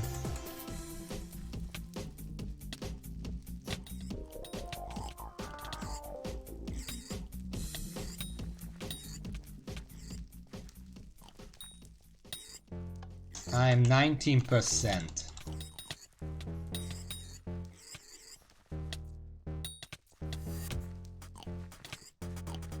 Yeah, this is what I was talking about. Some guy just sitting there with their blaze armor. I can guarantee he has blaze armor. Or frozen blade, it's the same thing. It has the full set bonus of damaging minions in a range. So he can just passively sit here, do nothing and get benefit from it. It's not even the fire, it's not the fire, it's his armor. It's his armor that does this. Because he has... There are 2 or 3, I don't remember, armor sets that make it so enemies near you take damage.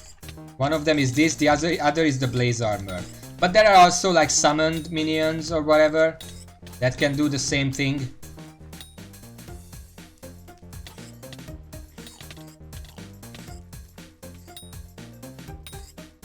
Okay, 32%.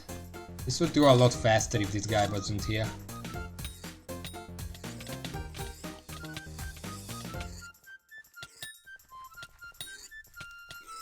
Oh, Rayman music. Nice. Didn't even realize it. I haven't played Rayman 2. I usually play Rayman 1. I wonder if there is Rayman 1 music in the list here. But I never played Rayman 2, so I didn't recognize it. I just recognized that one particular note which is not even from Rayman. That's from something else. Can you check, are there Rayman 1 music tracks on this radio?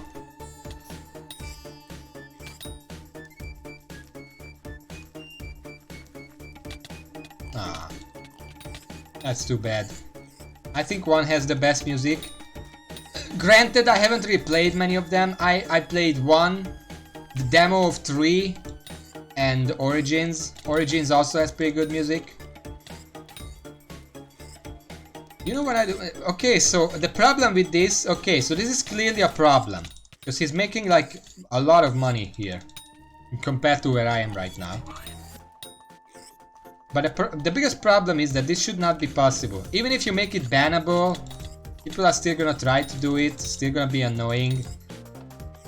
So I was thinking, how would you nerf the equipment that allows AFK farming in a way that wouldn't actually make those sets or items worse? Now there are 3 things.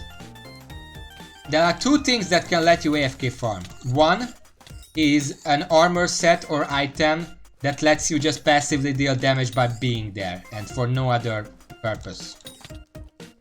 No, I think that would be that would just make it into range. It would be just splash damage when you attack. No, I think this effect that your armor set deals damage to enemies around you should only work when you're moving.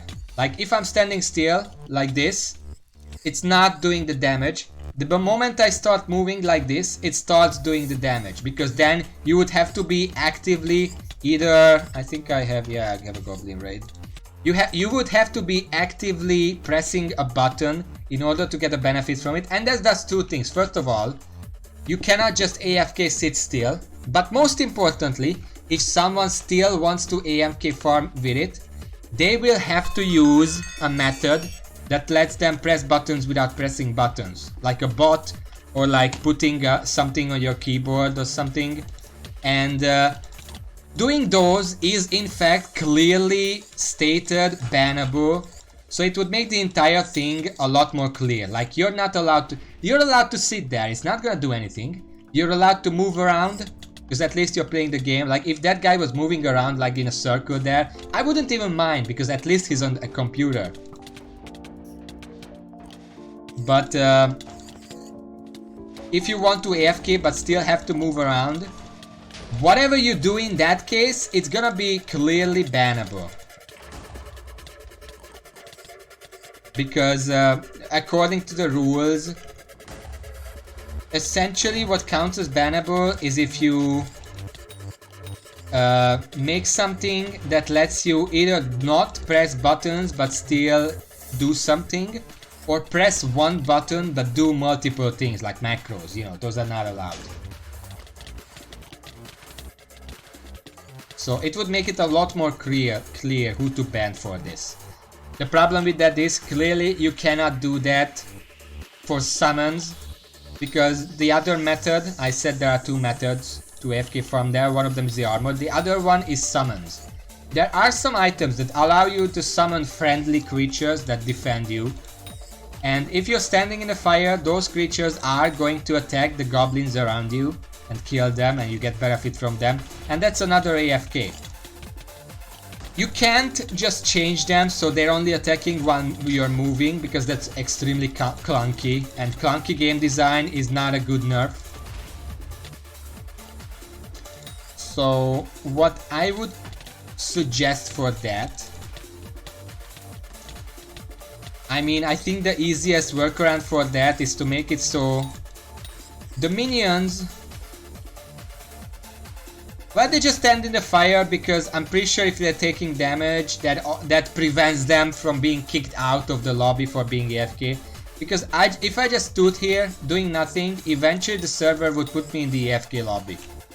If they're taking damage, then they are not being kicked out. I'm pretty sure that's why. But also, the fire is just the central point of that room. So it's the easiest place to just stand and get the most goblins possible. Even if not, you know. As for the minions, I think the best nerf would be that the minions do not attack anything unless you attack the thing first.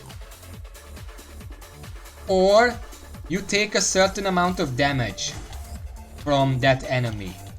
Because if something hits you and it takes like 2 health from you because you are so overpowered that it doesn't even matter, that shouldn't cause the minions to attack you because that causes the AFK farm. Like if an enemy deals like very low, like 5% of your health, then the minions can attack. Otherwise they shouldn't attack. Or I'm really thinking, because that's still kind of clunky. I have no idea how much boomerangs are. 27k is pretty good, but I can guarantee if a boomerang is going for that much, it's probably gonna be on auction for quite a few hours now, and then in the last hour everyone's gonna bid on it. You're probably not gonna get that, but good luck. Good luck with that. I'm done with the Goblin Raid. I might as well do the Goblin Slayer while I'm here.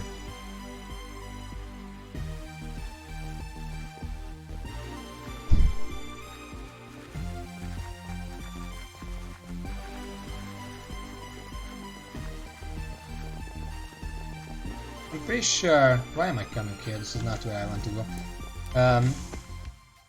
The Cactus Minion and the Thorn enchant has already been used in the past for AFK farms, and they were nerfed just to prevent that. Like, the Cactus armor is now completely worthless, and Thorns is also very much kind of bad. Of course this is still here. Let's steal some goblins. This guy has the same idea.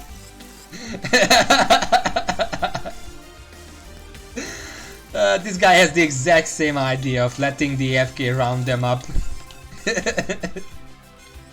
Okay, so it's not just me. Okay. I mean, I don't mind that guy. He's killing them very fast and I can't really get anything in there because his bow is just much better at farming. But I don't mind that because he's actively playing the game. So I'm like, okay. I'm just too bad to compete with him. That's fine. I don't mind being bad.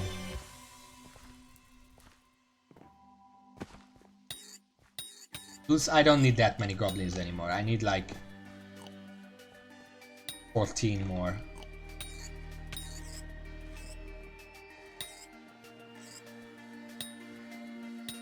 You know what? I'm gonna end the stream in half an hour, but before I do, Raven, before I end the stream, remind me to come back here, because I'm probably not gonna leave this area before I end the stream unless I get kicked out. Remind me to come back here in half an hour and check if this guy is still here, because I can guarantee he's still gonna be here. He's gonna be here until the server reboots. I can guarantee that. I don't know when that's gonna happen. When it happens, he's gonna be kicked out and then he's gonna return to a different lobby and just do the exact same thing. I'm pretty sure I haven't seen him before only because we were in different lobbies. Anyway. Okay. 500 mithril powder during the 2x powder event. It's gonna be a while, because we just had a goblin raid. I guess I could mine some titanium. Maybe right here, don't go too far.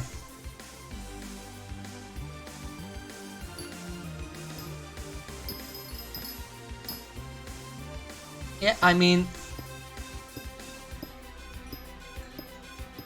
it's kind of a dumb system, but at the same time, it's an okay system in terms of what I was talking about, because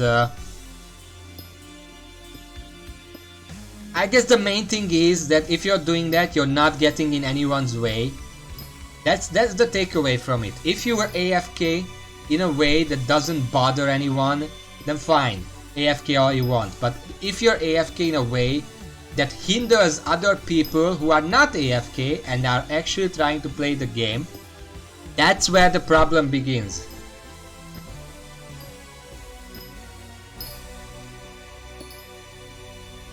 Yeah, I mean, in terms of game design, I can understand why they did that, because for people who want to browse the goods, it's a fun experience, because it's like going to the market and there are these like tents that people set up and you can check which, because I've been to, like, I don't know if you guys have been to like old style markets, like in villages, where people just set up their own tents, put up whatever they had, and I don't mean like the bazaar stuff, like the Christmas market or whatever, no, just actual market on Sundays.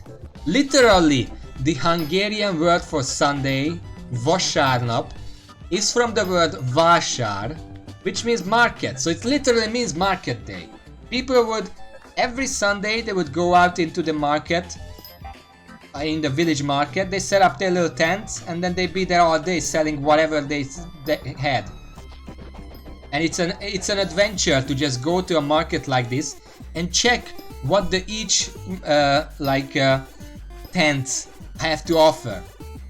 So in an MMO, if a bunch of people set up shop, then for other people who just want to browse, even if they can't afford it, like if a guy sets up shop and he's like selling an extremely good item, and the newbies come by, check this store, and they're like, there's no way I can afford that, but that's so cool, I want to work towards that item. It's an experience for the player who is browsing.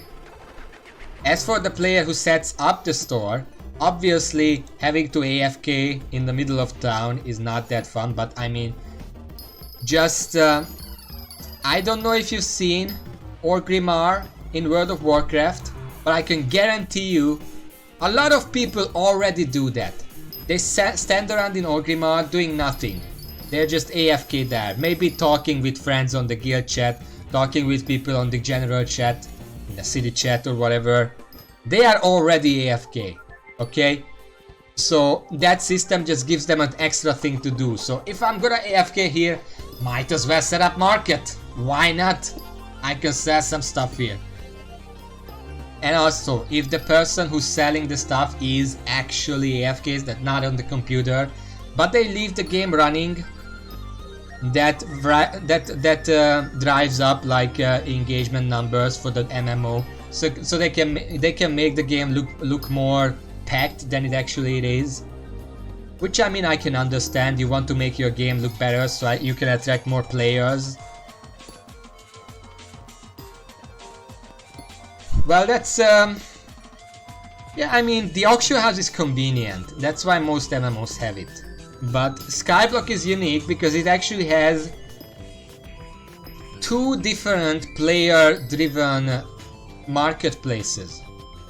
There is the auction, where the big items are sold, all kind of weapons, armor, upgrades, whatever. And then there's the bazaar, where the materials that you need for like upgrading minions, creating stuff, that's where those are sold. And the difference is the auction house works off of an actual bid system, you know, whereas the bazaar works off of purely supply and demand. Like it standardizes supply and demand, and the game automatically adjusts prices as players pay for certain things for certain numbers. And of course there's also the black auction house, but that's not fucking slay 200 goblins again, fuck you, I don't want to do that. I'm going to do it. The black auction house is not player driven, so I don't count it as a marketplace. But it's also pretty fun. It's a PvE. No, technically it's PvP, but you go there are some random items on auction, and instead of having an auction house where you bid on stuff, you bid on the items provided real time. So it essentially works like an actual legit auction house. I'm gonna put on the not the silver, fuck, the grandma wolf. It works like an actual auction house in real life. Guy's still here, of course. Like the NPC puts up an item like, today we brought you a Midas sword or a fucking flower minion or sharpness 6 book, and then people who got into the auction house, it's a black auction house, so there's like a 20-second window every other midnight or whatever where people can actually get in there, and then whoever got in there has a chance to bid on the items presented one by one. It's literally like an auction house, literally just works like a legit real life auction house, and that's cool.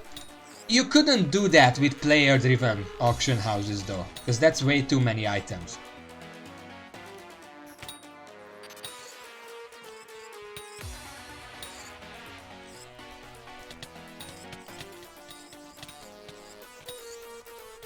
But yeah, it's cool. I haven't been in the black auction house yet, because in order to actually get stuff there, and there are some stuff that I would like there. The flower minion would let me get 11 extra unique minion crafts very easily.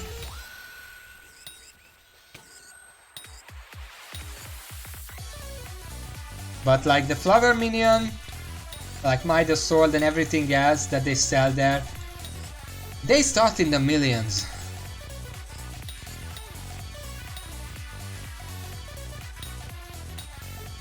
I don't have that kind. I'm not rich enough for the black auction, let's just say that. Let's just say that because it's true. I don't know why I said it like that.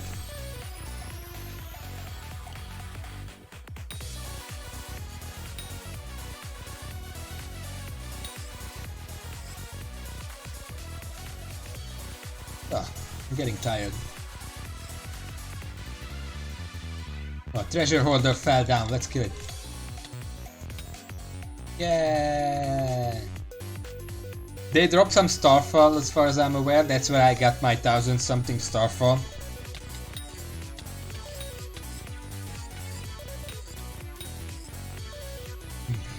No you don't!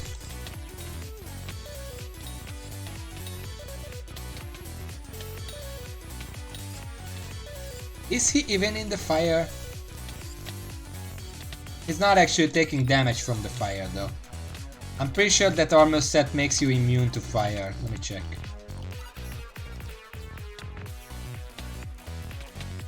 Permanent fire and lava immunity, yeah. So it doesn't even matter that he sits in there. It doesn't hurt him, so maybe that's not how it works. My suspicion was that since most people who stand in a fire like that don't take damage from fire, my suspicion was that the reason they are not flagged as being AFK is because they are dealing damage to stuff. Which I don't think is true. I don't think it's true, because it should still be able to tell that they are AFK, but I don't know how it works.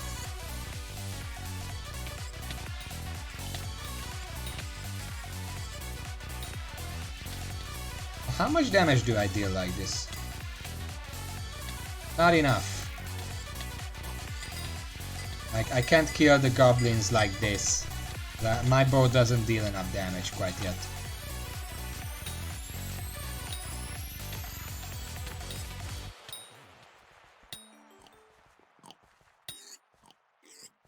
I'm about halfway done.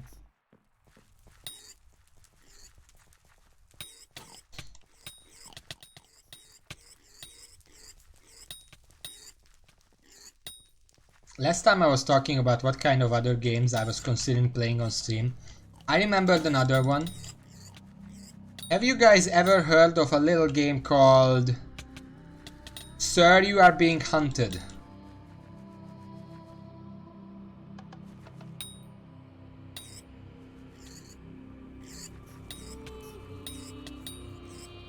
I'm getting a lot of goblin stuff. Sir, You Are Being Hunted. How do I sum it up? It's basically one of the very few horror games that I ever played. I haven't played that many of them. Let me say, one of the few horror games I've ever seen that could pull off being scary without being dark. Because there is a legit day and night cycle, but you actually don't want it to be light. Because, you know, if there is light outside, you know, what can be scary about? No. Because you are actively being hunted by robots, you don't want it to be daytime. You want it to be nighttime, so you can actually traverse the areas. But yeah, in general, what it is it's a survivor horror game with crafting elements.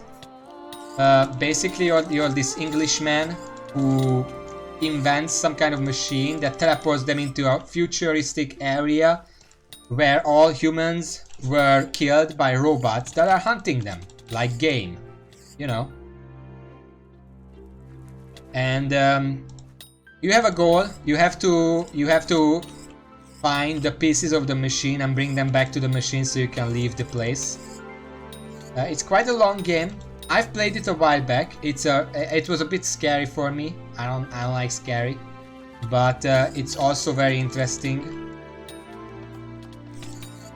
I remember that I got like, so in the base game, if you're just playing standard, every time you find a piece of the machine,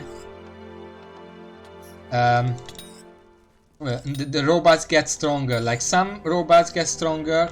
There are some robots that only appear after a certain amount of time has passed. And there are a lot of different ones. And I remember I got quite far one time. And then there was this big guy. I think the landlord is what it's called. The landlord is scary, first of all, because it's a very big robot, which means it has long legs, which means it's quite fast. But what's more important is that it has 3 robot hounds that it can send ahead and make them pin you down, so you can catch up, and they can kill you as well, of course. I mean, hounds can do that. And what happened is that a landlord started chasing me. It was daytime and I was traversing. That was dumb of me in retrospect. But basically what happened, a landlord chased me down and I managed to evade.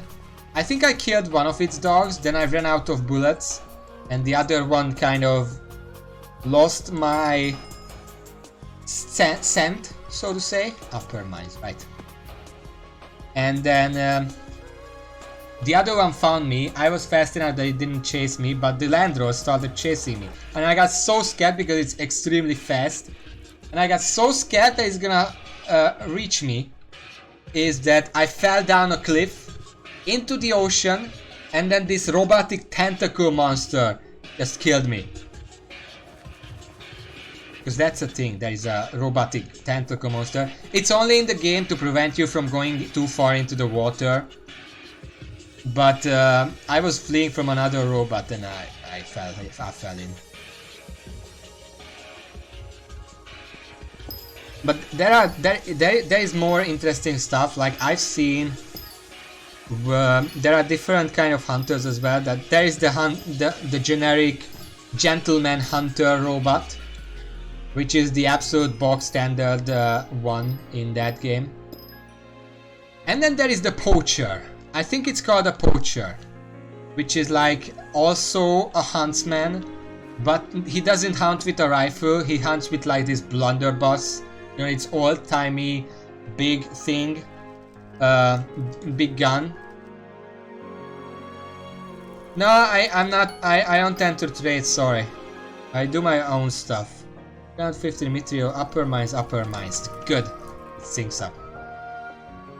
Like, what do you have? I don't think I really like to trade like that. But anyway, the poacher, the thing he does is that he sets traps, and his gun is more close ranged. But I've been wondering, and I actually saw a poacher and a huntsman duke it out. They somehow like argued or something. Yeah, I'm still doing Minecraft. So they started arguing, the huntsman and the poacher, and then the poacher actually killed the huntsman as far as I remember, and then moved on its way. And well, that was good for me because I could loot the huntsman robot and get a good gun and some bullets and whatever. And it was an interesting thing, so these robots don't always get along well. In retrospect, I feel what happened is that the poacher put down a trap, the huntsman walked into the trap, and because the poacher dealt damage to the huntsman got pissed and they started fighting. That would be my guess of what happened. But I can't be sure. I think they might just... you know... they might just argue every now and then. There are these robots that are in like air balloons above, and they are using searchlights to find humans. And if you get into the searchlight, they do this like alarm sound, and then all the huntsmen and everything starts beelining for your location. It's extremely scary. But it's also a good game. Again, it's one of the few horror games that can pull off being scary without being just pitch black. Just completely black. No. Half of the game is very bright actually. And funnily enough, it being bright is more scary than when it's dark, when it's nighttime. Because everything can see you from much farther away.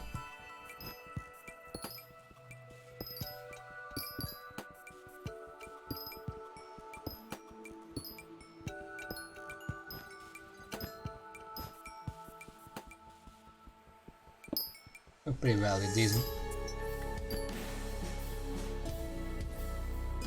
With the commissions, I mean. There's one more hour left for my golden plates. And after that, I can finally commission the dwarves for something. Because they always commission me for stuff. Which is funny, because they just... they tells me that, hey, you there, get me 10 titanium from the upper mines. And I'm like, okay, I get the 10 titanium, go back. And he's like, okay, I see that you did it, here is your reward. And I'm like, do you need the titanium, or why did you want me to mine it? And he's like, nah, you can keep it. And I'm like, okay, I mean, that's fine by me, but why the fuck are you commissioning me for stuff if you're not gonna take the stuff?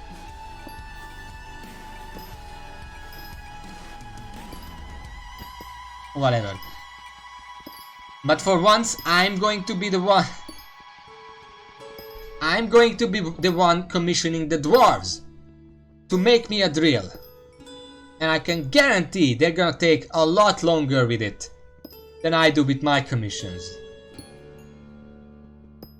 Yeah, I mean, mine me 350 mithril in lava springs. That could be a comic about this actually, you know, where the dwarf is telling you, hey, mine 500 or 350 mithril in lava springs, and the character is like, why lava springs? Why do you care where the mithril is from? And they're like, yes. And then you go and mine the mithril and you go back and you're like, here's the mithril, and he's like, you can keep it. We don't actually need it, we just send...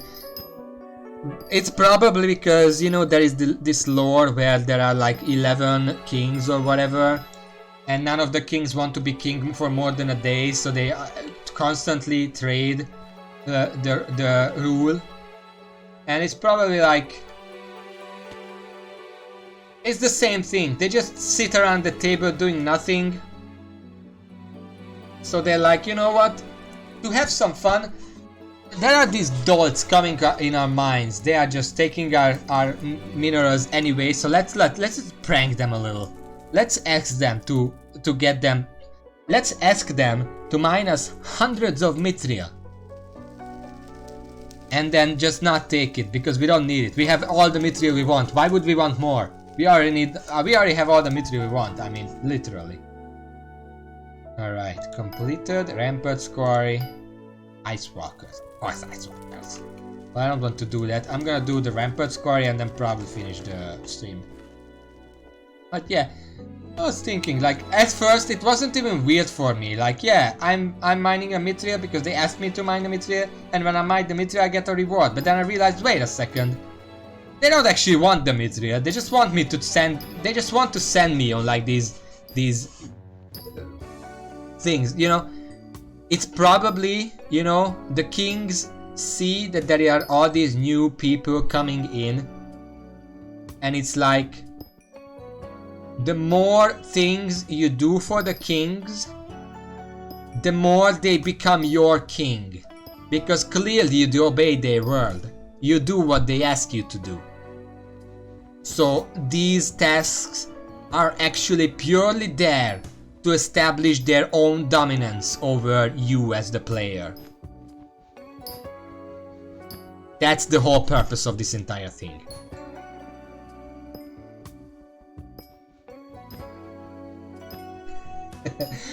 I guess maybe if the Dwarven Mines version 2 comes out, we're gonna get more of a explanation for that. Probably not.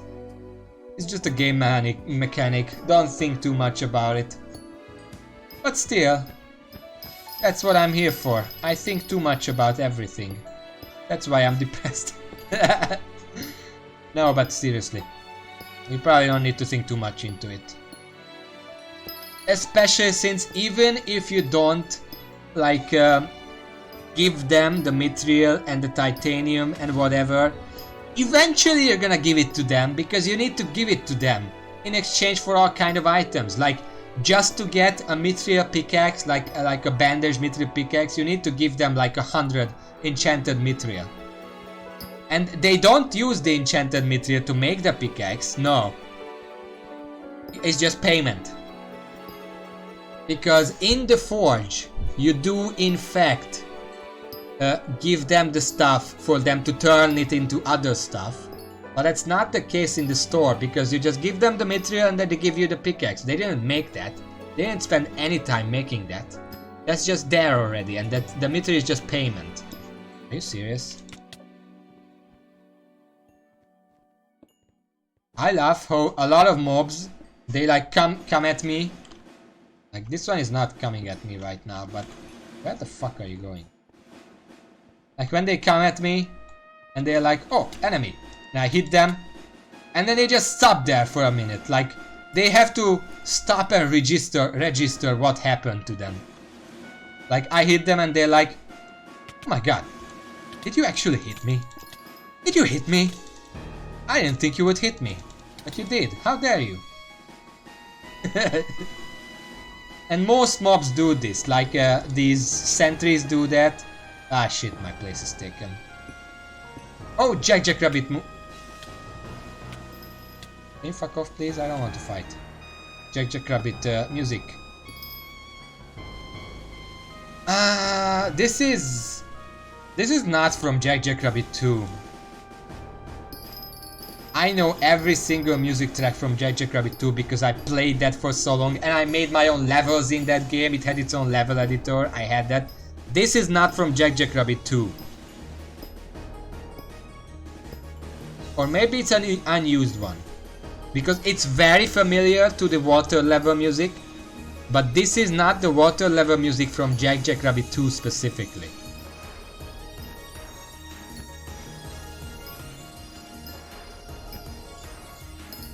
Unless it's from like the expansion. I didn't have the expansion. Maybe it's from that. I don't know.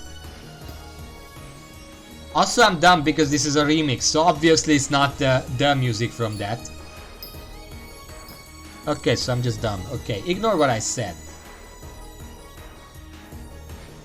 This is a remix. Obviously it's not the music from Jackrabbit 2. It's a remix. Yes, this is the underwater level when you're doing like the beach levels and you have to go underwater.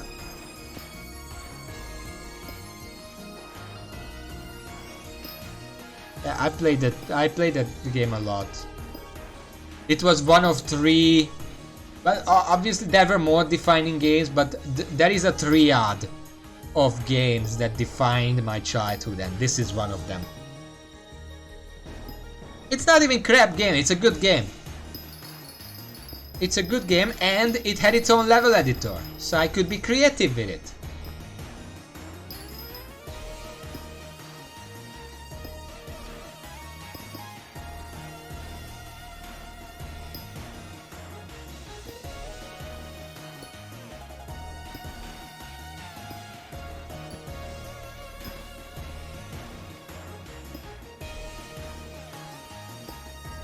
I guess a rampart square. Is it here somewhere?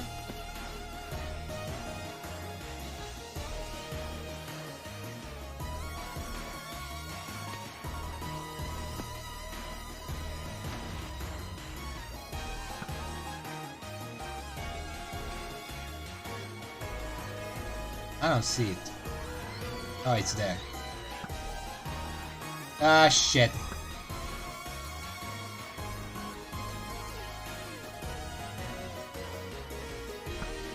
Yeah, I guess he's dead. Whatever.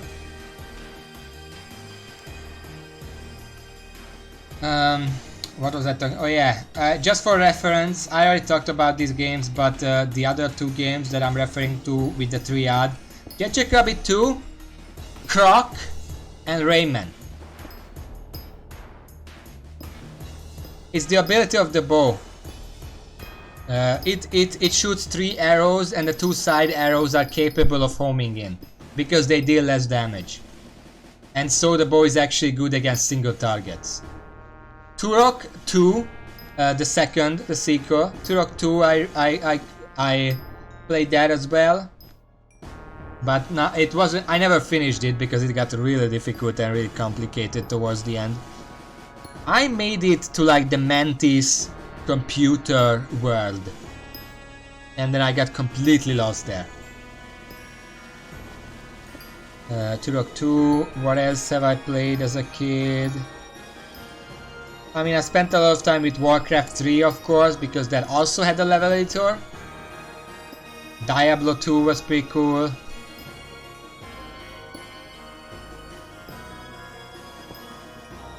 There aren't that many of them, honestly.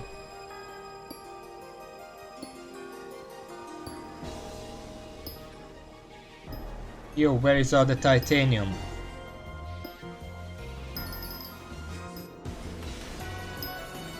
There's one. Yeah, if you say... None. If you say any console game that is supposed to be like a childhood game, I have not played it because I didn't have a console. Couldn't afford it. Okay. So, before I say goodbye, I'm gonna go to the goblin area and check if the guy is still there. You know what's funny? I had my crap games too. I played Sonic Racer, the original, Sonic R. Do you know that? It's often stated to be the worst Sonic game ever made.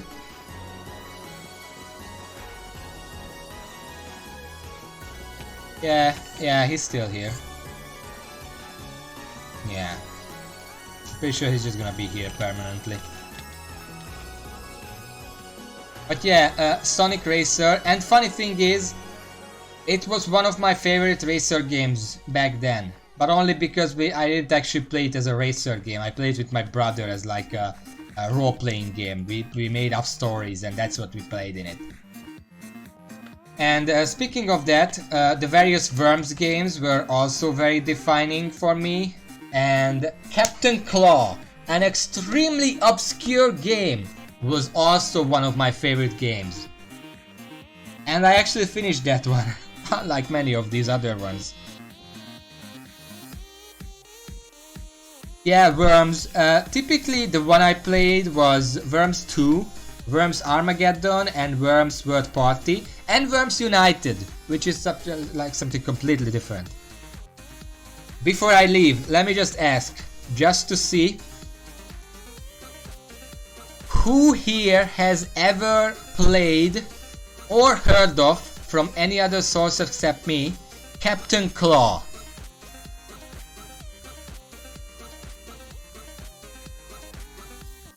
I can guarantee none of you. Okay, here is something that I want you to do. Anyone who does not know what Captain Claw is, go to YouTube and search Captain Claw intro. You're gonna find like a 10-minute long video that plays at the start of the game. That's like a cartoon. Essentially, the story between the levels is presented in the form of cartoons, and it's very, very good.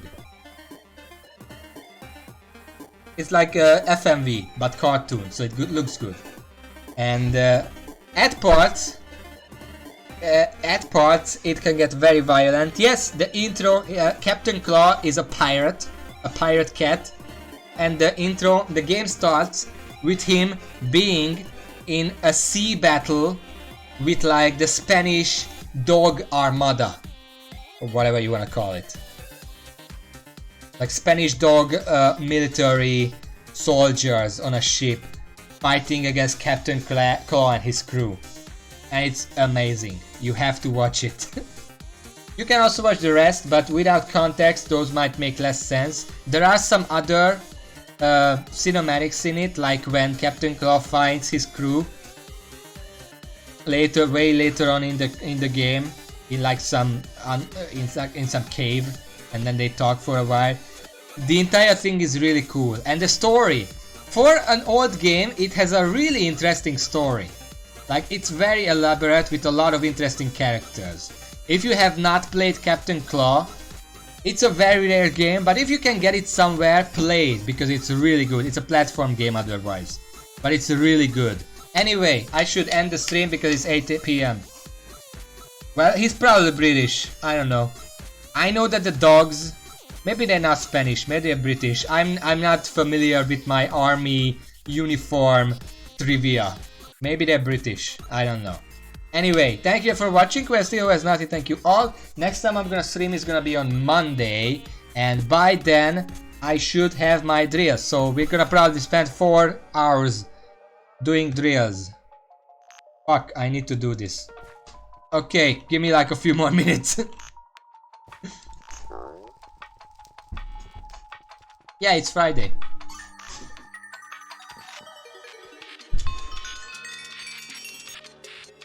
Okay. I need to kill 20 goblins.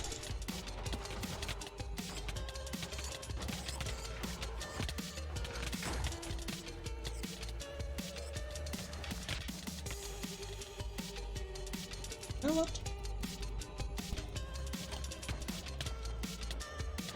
I can better catch the goblins if I'm fast. Are you serious? There's a fucking goblin protectron up here in nowhere. I need to get out of here. There is there's a strong one up there.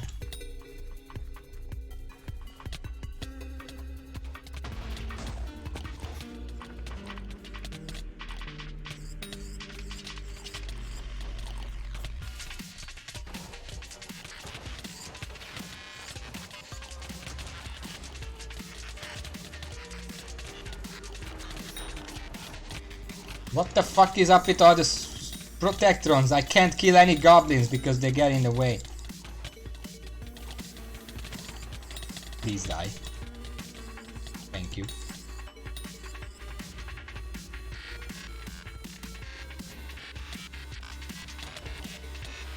Honestly, the only enemy in this race that can do anything to me is these red ones. The murder lovers, so to say. I don't even know how they do it. They have like a fishing rod that they attack with, but it deals a shit ton of damage.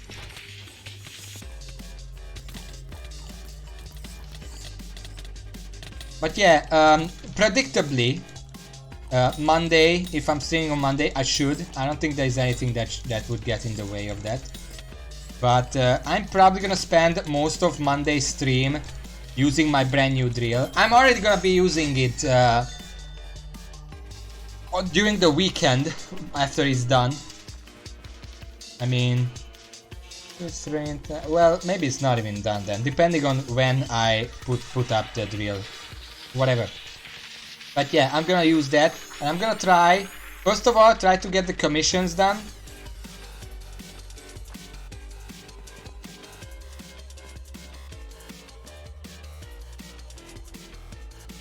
Fuck.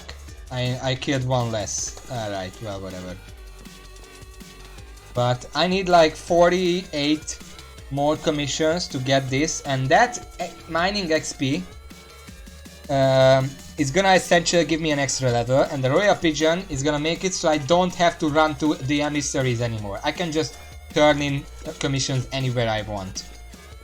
So that's useful, I guess.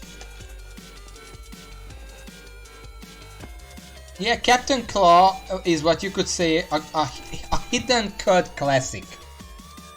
Because not many people know about it, but people who do know about it like it very much. And I still have it somewhere. I should have it somewhere. Maybe it's in the box. I'm not gonna start looking for it. It's probably in the box. I don't know where the box is, but it's in the box. Anyway, really, I need to stop now. So, stream on Monday. Be there, everyone. Be there. Bring your friends. Bring your parents. Bring your dog. Bring everyone. Anyway, thank you all for watching. Who is still not here, thank you all. And until next time, see y'all. I don't know why that became my outro, by the way. It's just, I guess it's fun to say it fast. Well, I guess. Yeah, okay. What am I gonna do now?